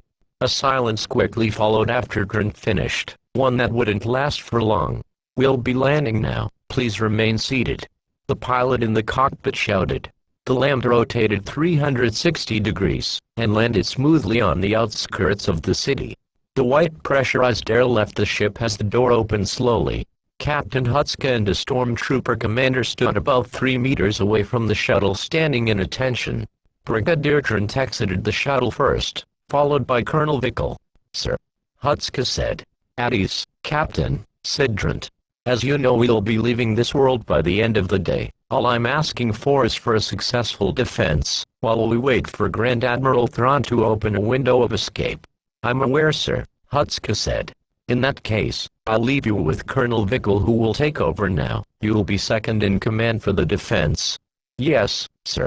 I will now head on over to the city and board one of the acclimators. I will relay all orders from there." Trent finished and walked off, being followed by 2 stormtroopers wearing a black pauldron and the DLT-19 heavy blaster. Vickel walked into the command center accompanied by Hutska, who immediately went to sharing something he was concerned about. "How are we going to get the AT-ATs and AT-STs off the mainland into the island in time to evacuate?" "I don't know. I only know that the field engineers have been building a bridge for the past week, and will finish it in about an hour or two. Other than that, I heard that all vehicles have been rigged to self-destruct in case they're unable to be evacuated." Vickel replied to Hutska's concerns. "We have been walking for the whole day, Zen. Don't you think we should take a break?" Relio asked. "No, we need to get to that island city before the rebel forces arrive," Zen answered. "Oh, it's called Manhattan, the most beautiful city I've ever seen," Rarity implied. "Yeah, okay," Relio replied. The group was in Baltimore, or what at least remained of the once large city. Every building was no more, and in their place, was black ash from the explosive orbital bombardment. Can this get any worse? They destroyed this entire city. Twilight said. Zin stopped. They can destroy the rest of the planet. Twilight started at Zin for a while in disbelief. But Zin was right. If the Emperor wanted to, they could destroy this world easily, and the rebel fleet in orbit. It'd be easier than saying 1, 2, 3. You can't be serious, Twilight said. You clearly haven't seen what remains of Alderaan, the holy city of Jedha, or the Scarif installation. Are you saying they did the same thing to those? Cadence asked. Yes, except Alderaan is no more. The whole planet was destroyed. Relia responded for Zelio. I didn't know they were able to do something this horrible. Twilight finished. Zin looked into his bag, and grabbed his micro-binoculars. While he was grabbing them, he decided to reply to what the Lavender Alicorn said. Yet they still call us rebels for terrorists. He looked through them, and saw the city of Manhattan.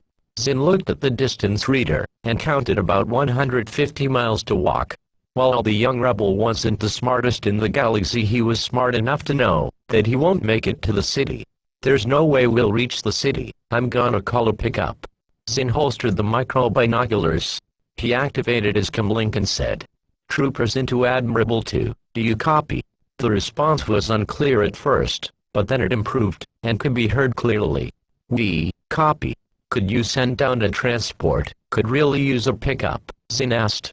We are going to try to send in a Shualt craft, but it might take time to breach the atmospheric defense.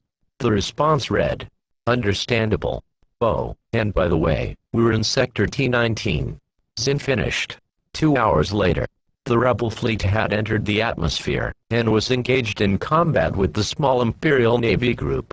The rebels had already managed to destroy 2 Arquintons-class light cruisers and disable one to send it crashing down towards the ground. The destroyed light cruiser laid crashed near the Crystal Empire in the thick snow, about 2 miles from the city. The Victory II-class Star Destroyer was still standing strong. On board the bridge of the smaller Star Destroyer was Captain Yaren. Although he had destroyed 2 Corellian frigates, and damaged one of the MC-80s, he knew that he was fighting a lost battle. Even though he had sent a distress signal for reinforcements, he also knew they wouldn't come. The Empire was abandoning this system as it turned out useless with no resources that could be used in the Empire's factories. Suddenly a loud explosion sound was heard, coming from above the bridge. Status report. The captain yelled, after he regained his balance. We have lost all shields, sir. An officer responded. In a battle, shields were crucial to success. Few battles had ever been won with the majority of ships in the winning fleet being unshielded. An unshielded ship could be destroyed within seconds, if the opposite fleet had lots of firepowers. Fortunately for the Rebel Alliance, the 2 MC-80s were good enough to destroy the Star Destroyer in at least 3 minutes. If we're going down, we are taking down one of those M-80s with us. Target the damaged one, Yaren ordered.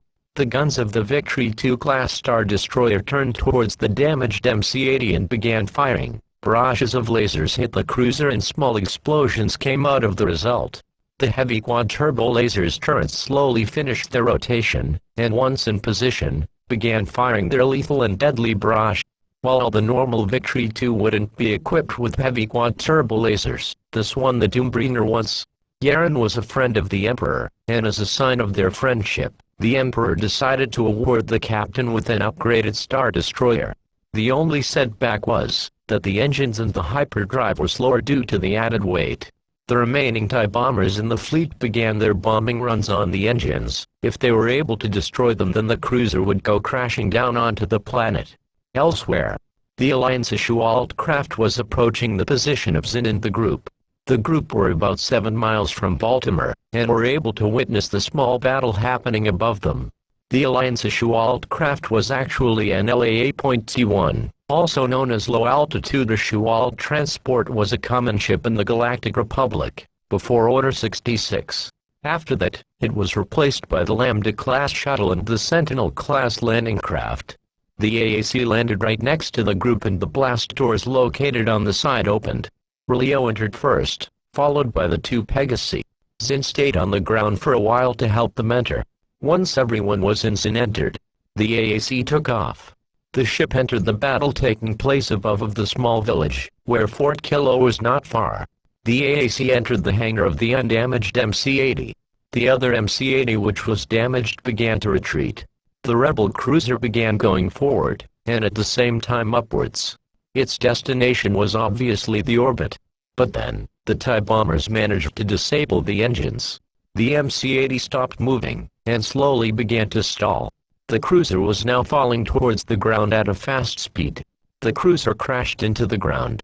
Fortunately, it had avoided the small village that was Ponneville and instead crashed north of Dodge Junction. The entire back part of the cruiser was destroyed with only the front part surviving the impact. The MC-80 Liberty-type cruiser known as the Defiant was gone along with its crew. The Victory II class Star Destroyer began to retreat towards Manhattan, where it would evacuate with the rest of the remaining Imperial forces. The last Harquintons class light cruiser was also following it with the intention of not wanting to be left behind. The rebellion let the two go. They needed to reorganize now with the loss of a capital ship. 6 hours later, Luna saw how the sun went down slowly. She was glad that she'd get to do her job of raising and lowering the moon again, but more importantly to know that her older sister was still alive. The Princess of the Moon decided to surprise her older sister by raising the moon. She lit her aura and began to raise the moon. This time it was much easier than it was before their rescue by Han Solo. The moon appeared in the sky and shined bright. The next day, Manhattan was the last part of Equestria under Imperial occupation. The Crystal Empire had been lost overnight, and the retreating Imperials, including one AT-AT, 3 AT-STs and 1 snowtrooper regiment, were in Manhattan. The only problem was that the snowtroopers were wearing armor designed for snow combat. For them not being in the north meant that they'd need to sweat like a hapabore unless they got replacement armor. Fortunately for them, the Empire had additional stormtrooper armor on board the Acclamators which they'd get to wear. In the city, there was a large park with enough space to hold more than 4 Acclamators. The Galactic Empire had 6 on Equestria, more than enough to evacuate all the forces. The first one, located in the middle, was where Brigadier Trent was. The ship itself was actually from the Clone Wars, and served as a transport in the 212th Attack Battalion. Elsewhere, Commander Vickle had just finished getting into his filled combat armor, and so had Hutska. The trenches held about 9,000 stormtroopers and the bunkers outside about 1,000. In total the defense was 10,000 men strong, supported by 5 AT-ATs and 4 AT-STs. The rest of the vehicles were inside of the city in case the outer defense would fall. Supporting the vehicles in the city was the 4th Battalion with about 5,000 stormtroopers, 750 of them being Imperial Navy commandos. Of course, the Empire would never dare to defend or attack without fighter support. Therefore they had 28 TIE fighters, 10 TIE interceptors, 4 TIE defenders and 12 TIE bombers remaining. All of them were on standby and parked at certain locations throughout the city. The rebellion was moments away from launching the final attack to liberate the world that is Equestria. The fleet, consisting of 1 MC-80, 3 Nebulan B frigates and 5 Corellian CR-90 corvettes, was visible from the city. The GR-75 medium transports could be seen taking the lead, followed by X-Wing fighters. Hutska knew what was about to happen, and ordered the anti-aircraft turrets to fire. The missiles fired from the turrets with some firing lasers instead. One missile hit an X-Wing, and made it explode in the air. Another was hit by a laser in the left engine, and began to plummet down to the ground, crashing about 50 feet from a trench. Although the gunners were highly skilled and trained, they were unable to stop the rebel transports from landing safely. Seeing this, Colonel Vickle ordered the AT-ATs to get into range and to open fire at the transports before they get the chance of deploying their troops and whatever vehicles they had gotten with them. Zin, Commander Foggles says it'll be safer if we get you and the Monarchs off the ship. We have no idea what the Imperials have in store, and since they have brought down 1 RMC-80s, it's a chance we don't want to risk. An officer said to the young rebel. That's fine, sir. I'll protect them. Zin said. I know. Good luck. The officer walked off. Zin told the ponies to start following him. His friend Relio followed as well. The group boarded the same AAC they took earlier to the cruiser. The ship took off and left the hangar. As the ship left, Zin, Relio and the ponies witnessed the battle taking place outside of Manhattan. Then Luna remembered something. Wait. We need to go to the Crystal Empire and see if the elements are safe. The what now? Relio asked. The elements of harmony. Duh. Have you never heard of them? Oh, wait. You're not ponies. Rainbow Dash said. Whatever the thing is, it can't be important. Relio responded. Yes, it is. Twilight said. All right, but we don't know where they are, Relio replied. Yes, but we know. They're in the vaults of the Crystal Empire. Luna said. I assume that's in the north. Zin asked politely. Why yes, it is. Rarity said. Zin stepped towards the edge of the AAC. Pilot. Switch directions to the north. He yelled. The pilot raised his arm, and gave Zin a thumbs up, and switched directions immediately. Zin took a step back for safety. All right, we're going there now. 45 minutes later. The Ashualt craft landed on the pavement in front of the Crystal Castle. Immediately a crowd gathered around the ship, thinking it'd be the Galactic Empire returning to take over the Crystal Empire. But when they saw the three princesses and the two rebel soldiers not wearing Imperial Trooper armor, they backed off. The ponies exited the ship, and began heading towards the frozen vaults, followed by Zin and Relio, who had put on warm coats to not freeze. The ponies stopped at a small hill in front of the vault. Zin wondered why, and went up to them. When he got up there, he knew why. An Imperial Sentinel-class landing craft was positioned right outside the cave with two Snout Troopers guarding the entrance with blasters raised. The door to the landing craft was open, and Zin witnessed two Imperial Flamma Troopers exiting the ship. The Flamma Troopers entered the vault, and were followed by an officer in combat armor and two Snout Troopers. Twilight was just about to run down and stop them from doing whatever they were going to do when Rainbow Dash grabbed Twilight's tail with her mouth and pulled her back. The Rainbow Man went on to say, "Are you crazy, Twilight? They can hurt you. But I don't want them to take the elements." Twilight replied. Zin was about to say something when he heard one of the Snout Troopers walking towards the hill. "I heard something over here. I'm going to check it out," the Snout Trooper said. Zin heard the blaster cocking. In response, he pulled out his DH-17 and cocked it as well. He made a hand motion telling the others to be quiet. Zin laid himself on the ground to hide. The Snout Trooper got to the top of the hill and looked over the landscape. 7 seconds passed, and the Snout Trooper began going down to the hill to his post. "There's nothing there. Must have been a malfunction in the helmet," the same Snout Trooper said. Relio put his A280 CFE into the blaster configuration and aimed at the Snout Troopers. He put a finger on the trigger but didn't fire. Instead, he looked at his friend Zin and asked, "Should we fire?" Zin thought for a moment if they should or not, but he was suddenly distracted when he heard fire and saw yellow-orange lights coming out of the cave, most likely being the Flamma Troopers using their flamethrowers on one of the chambers inside the vault. Zin thought again. He knew that whatever this elements of harmony thing were important to the native ponies. "Go for it," Zin said. Relio opened fire and hit the first Snout Trooper in the head. The other, who immediately heard the blaster fire, began firing at Relio, and Relio was pinned down, and he knew if he was to raise his head for a second he'd get shot and likely die. "I'm pinned, see what you can do," Relio said loudly. Zin got out of cover and aimed the DH-17 at the Snout Trooper. He pulled the trigger and out came a blaster bolt heading towards the chest of the Snout Trooper. The Snout Trooper fell to the ground. Zin fired again to make sure he'd be dead. "All right, let's move in," Zin said. Zin moved towards the entrance. Relio positioned himself in front and crouched down with his blaster, aimed at the door the whole time. The ponies meanwhile followed with caution, except for Fluttershy, who couldn't do it. Rarity went to comfort her. Zin entered the vault. He looked around and saw the officer holding a hologram display and talking to someone. Zin listened closely. "Yes, sir. We will take whatever valuables we find here," the officer said. "All right, but hurry up. The rebels have begun their attack on the city and we need you back here as soon as possible." The officer on the display said. "We will do our best to return in time," Lieutenant Teriesh out. The officer walked back to where he was earlier. Zin slowly moved to a wall, and looked around the corner. He saw the same officer, the two Flamma troopers, and also the two Snout troopers, that had followed them inside. Zin made sure to check if he had enough ammunition left in his blaster pistol. When he finished, he made a hand motion to tell his friend, Rilio, to move towards him.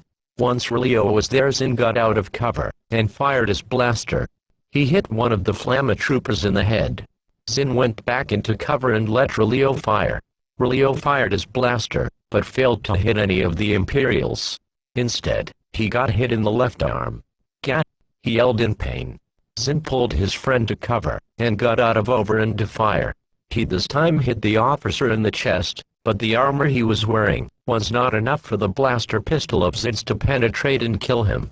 The young rebel got back into cover, and took out a thermal detonator. Right when he was about to activate the countdown, he realized that the explosion may make the vault collapse, seeing how the supports holding the vault intact were quite weak. The rebel holstered the detonator, and loaded in another magazine of ammo into his DH-17. He peeked around the corner, and saw one Snout trooper being in a vulnerable position. Zin got out of cover, and fired at that Snout trooper, and hit him in the head. Seeing how he had more time to fire, he fired again. This time at the Flamma trooper's fire tanks on his back. The laser bolt was enough to make the tanks explode and cause a small fire. The explosion obviously killed the Flamma trooper, but also killed the officer. The last Snout trooper remaining readied his blaster, and got out of cover. The Imperial yelled for the Emperor. Immediately after, he began firing, and hit Zin in the chest. Luckily it was not enough to kill him. Zin, being now disabled, had little to no strength to lift his blaster and fire at the Snout trooper who was about to finish him with the E-11 being aimed at his head. But then, a shot came from the left and hit the trooper in the head, and made him fall dead to the ground. The shooter was Rilio. "I guess that's the second time I owe you," Zin said. Rilio chuckled and followed up by him saying, "You owe me a lot more than that." "Maybe, maybe not. But let's get this harmony thing, and get out of here," Zin said. With almost no strength left, Zin stood up, and shouted towards the entrance for the ponies to enter. Luna came in first, followed by Celestia's faithful student Twilight. "There's just one problem," said Twilight. "Only my big brother, Shining Armor, can open the chamber to get the elements." "You're kidding, right?" Rilio asked. "I'm afraid she is not," Luna said. "Well, where is he?" Zin asked. "That's the question, we don't know," Luna replied. "Well, I may not be the smartest rebel, but logically the Empire would send political prisoners to Coruscant for execution, but since the galaxy doesn't know about this system, they are probably in this planet's capital," Rilio said. "Do you think he's in Canterlot?" Twilight asked. "Maybe, but we have no time to get him," Rilio said. "Zin, do you think I can melt the chamber using one of the flamethrowers that you didn't destroy?" Rilio asked his friend. "Possibly. It's worth a try," Zin replied. "Well, in that case, I'll try." Rilio finished. Rilio stood up, and walked towards the dead Flamma trooper who was shot in the head by Zin earlier. He inspected the body, and looked for a switch or button to disconnect the tanks from his back. He found a small lever, and pulled it downwards. The tank disconnected from the armor. Rilio grabbed the heavy fire tank, and took it towards the chamber where the elements were. He then grabbed the flamethrower, and connected it to the tank. Since Rilio was too weak to wear the tank on him, he put it on the ground.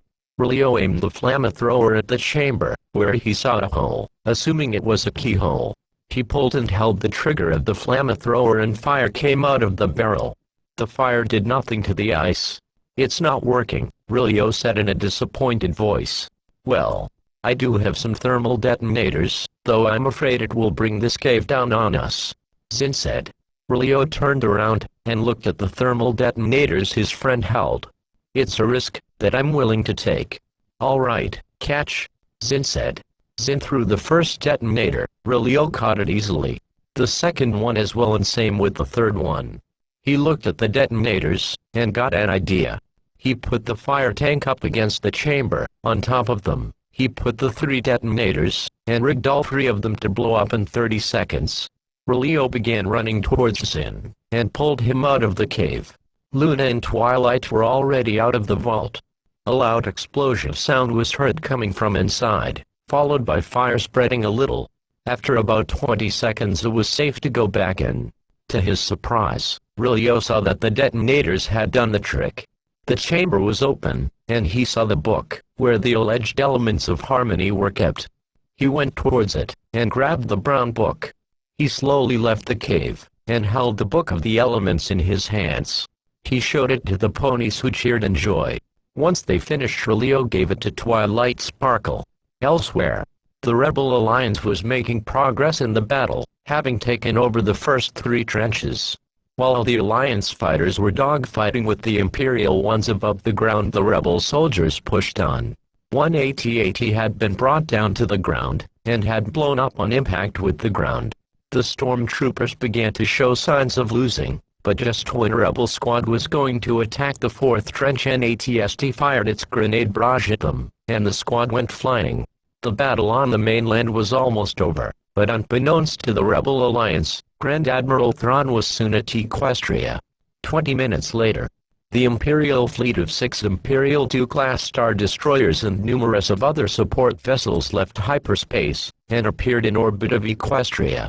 Thrawn had planned for his Star Destroyer going down to the atmosphere, to destroy the Rebel fleet, while the other ships would secure orbit, and prevent any Alliance ships from escaping. The Chimera entered the atmosphere of the planet.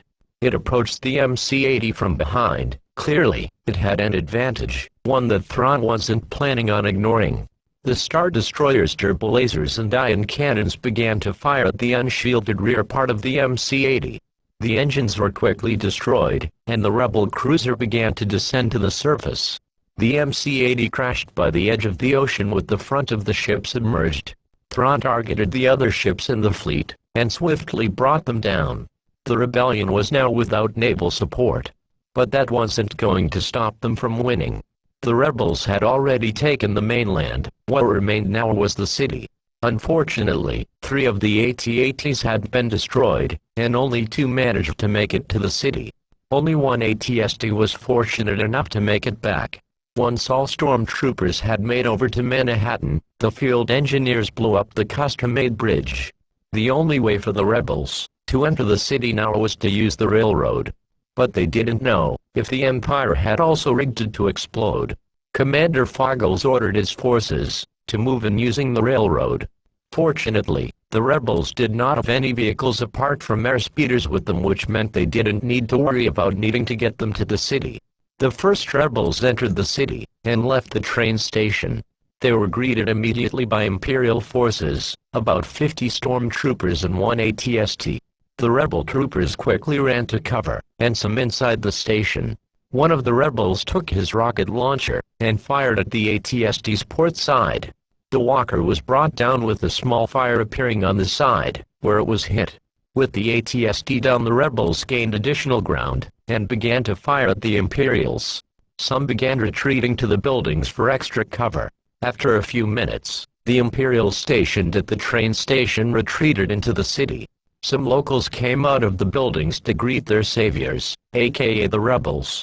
For them, it wasn't much. They often got these type of greetings on worlds they freed that were anti-imperial.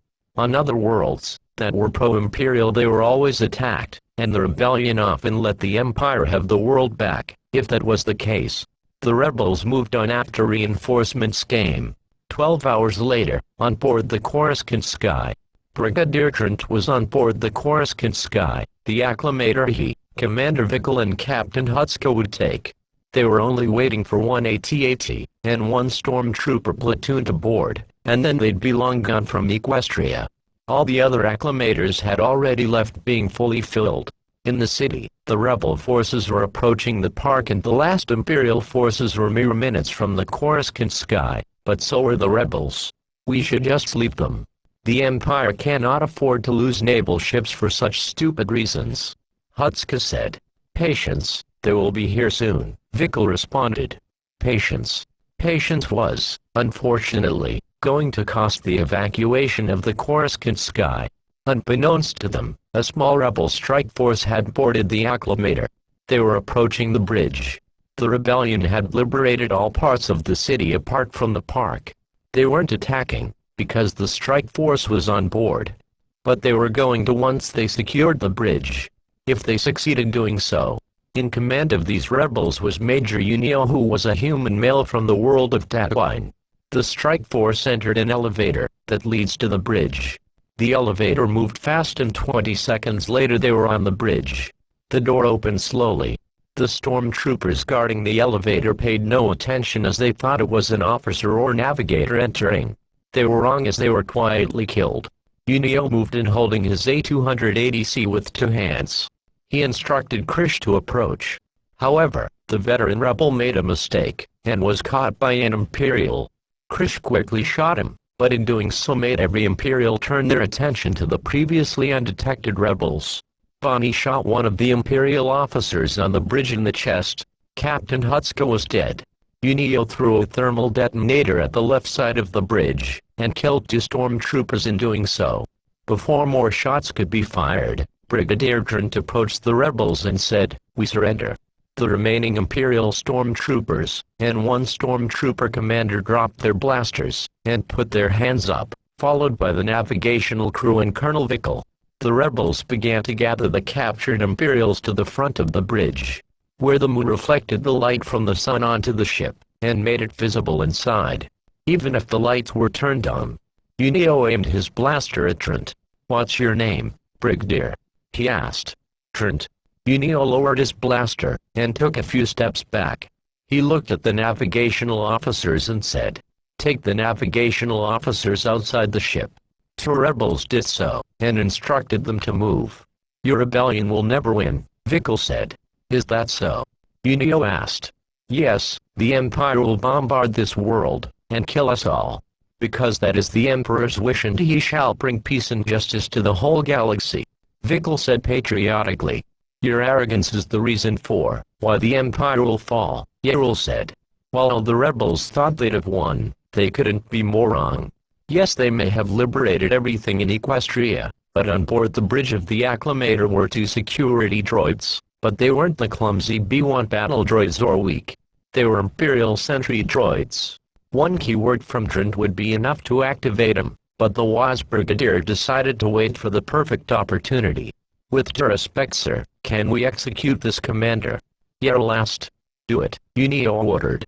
Just then, Trent yelled Corax. The rebels first wondered why he did so, but when they turned around they were greeted by 4 sentry droids. The droids dropped from the ceiling of the ship, and began to fire at the rebels. While they were distracted, the stormtroopers that surrendered took their 11 blasters from the floor, and fired at the rebels as well. The rebels realized they were outnumbered, and outgunned quickly surrendered. "Now shall we negotiate your surrender?" Trent asked. "You're pathetic," Unio said. "Am I?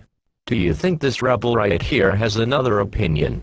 Just as Trent finished, the stormtrooper wearing an orange pauldron put the barrel of his E11 on the head of Yarul. "His sacrifice will motivate the rebellion to continue its war against your empire. If you kill, you will just strengthen the fire that is the rebellion," Unio said.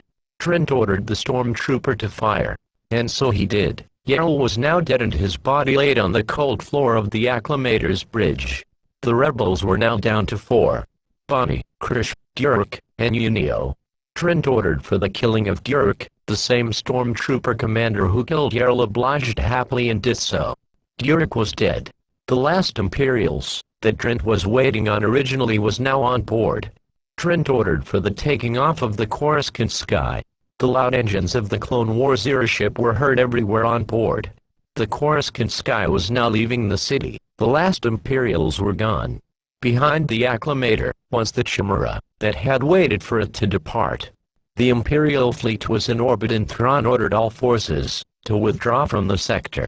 Equestria was fully liberated from the tyranny of the Galactic Empire and the Sith. The Imperial flag would never reign again on Equestria. Emperor Palpatine would never be the ruler of this world again. The monarchy was going to bring Equestria into a new era. An era in which they recover from their occupation and rebuild for a better world. 1 week later, Photographers, journalists and other media ponies were gathered in Canterlot for a big event. The leader of the rebellion, Mon Mothma, was in Equestria to meet the monarchs, but to also decide whether the rebellion should leave the ponies in peace, or maintain their presence. The ex-senator knew it was a risk to maintain her force around this planet. The ponies did not want to risk another occupation. The leaders were gathered in the royal court. None of them sat in their chairs, as this was a moment for respect. A moment in which Equestria couldn't be seen as stronger than the rebellion. A wooden table was in the middle of the room with a map of Equestria. Behind Mon Mothma were two Alliance fleet troopers holding their DH-17 blaster pistols.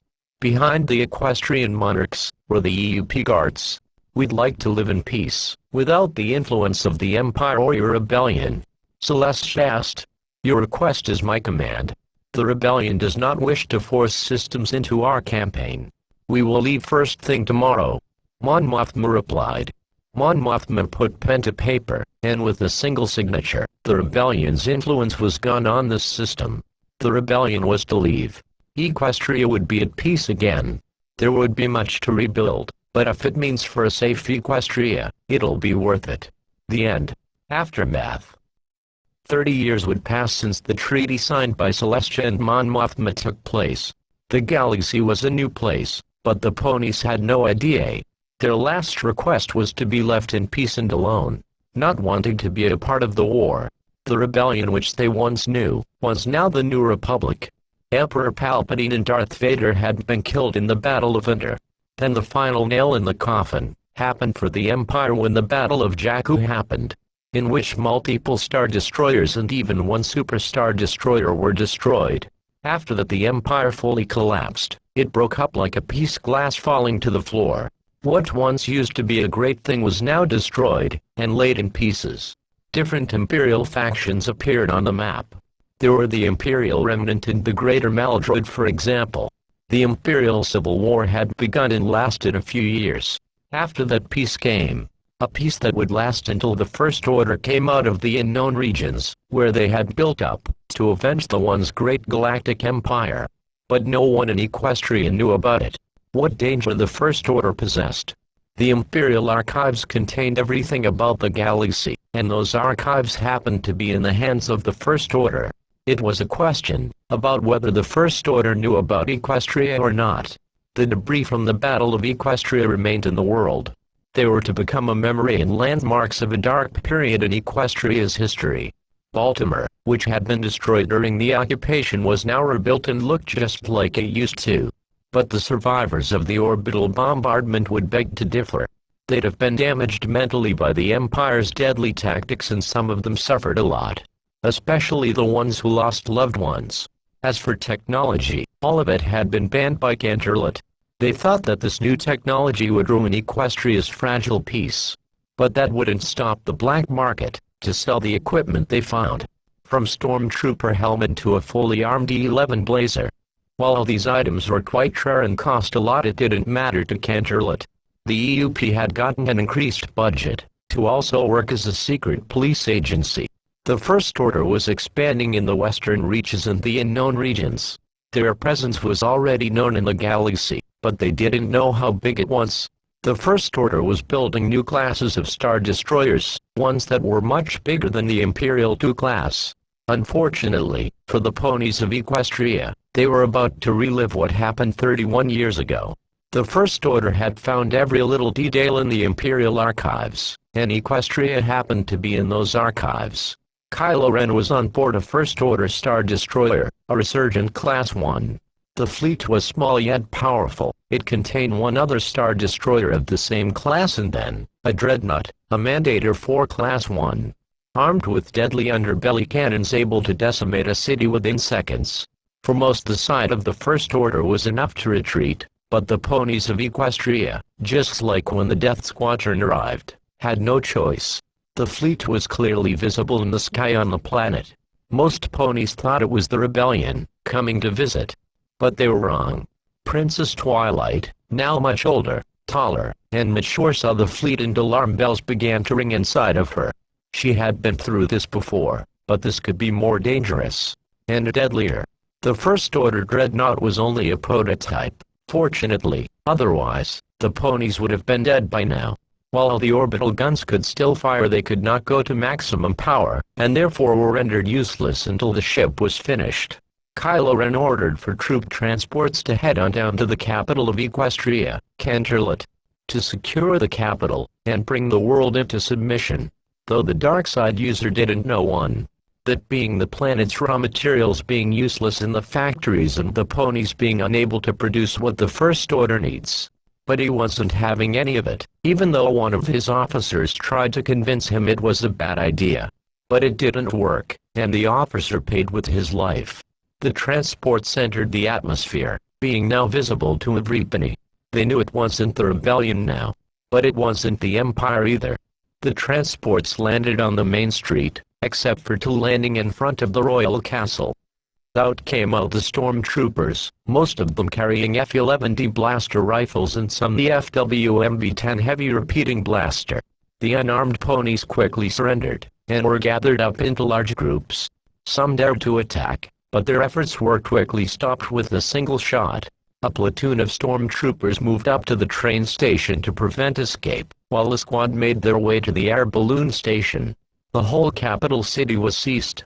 Minutes passed by and the city was completely quiet until suddenly, the gates to the castle burst open from a planted detonator. The two princesses, Celestia and Luna, were the newest captives of the First Order. They were taken to the main square where every other resident of Canterlot were. Meanwhile, Flamma troopers began to set fire to different buildings, mostly commercial ones. Though all of the sudden a dark ship with long wings pointing upwards was coming from the thick smoke created from the fire. The ship landed, and the door opened. A hooded figure with a mask on left the ship escorted by 4 stormtroopers. The mysterious person who was Kylo Ren approached Celestia. "Vader?" Celestia asked, thinking it was Darth Vader, the Sith Lord who had almost killed her years ago. "Nobody speaks of his name." "Only I do," Kylo Ren responded. "What is your name then?" Luna asked. "I thought you'd know." "Kylo Ren," he said. "Whatever you think you're doing is wrong and the rebellion will come here and help us." Celestia smashed her hoof into the ground, and created a small crack. "The rebellion is no more. We will destroy the New Republic and the treacherous resistance." Kylo Ren pulled out his lightsaber and activated it. He swung it towards Celestia, but stopped right in front of the alicorn's neck.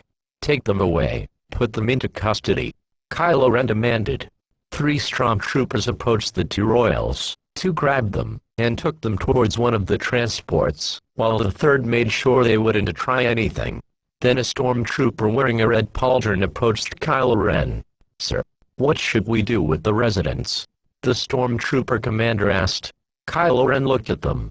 They were gathered into a large circle with stormtroopers aiming their blasters at them. He looked away at the 2 princesses being brought on board a transport, and then back at the innocent civilians. He stared for a good few seconds before answering. "Kill them. Kill them all," Kylo said. The stormtrooper returned to his post, and began to count down. Once it finished, the sounds coming from the F-11Ds and the FWMB-10s were the only things that can be heard. It wasn't long before the ponies laid on the ground, bodies dead. Another genocide committed by the First Order. Kylo Ren walked back towards his ship. His fleet had to go back to the task of finding the last Jedi, Luke Skywalker. The end, for real this time.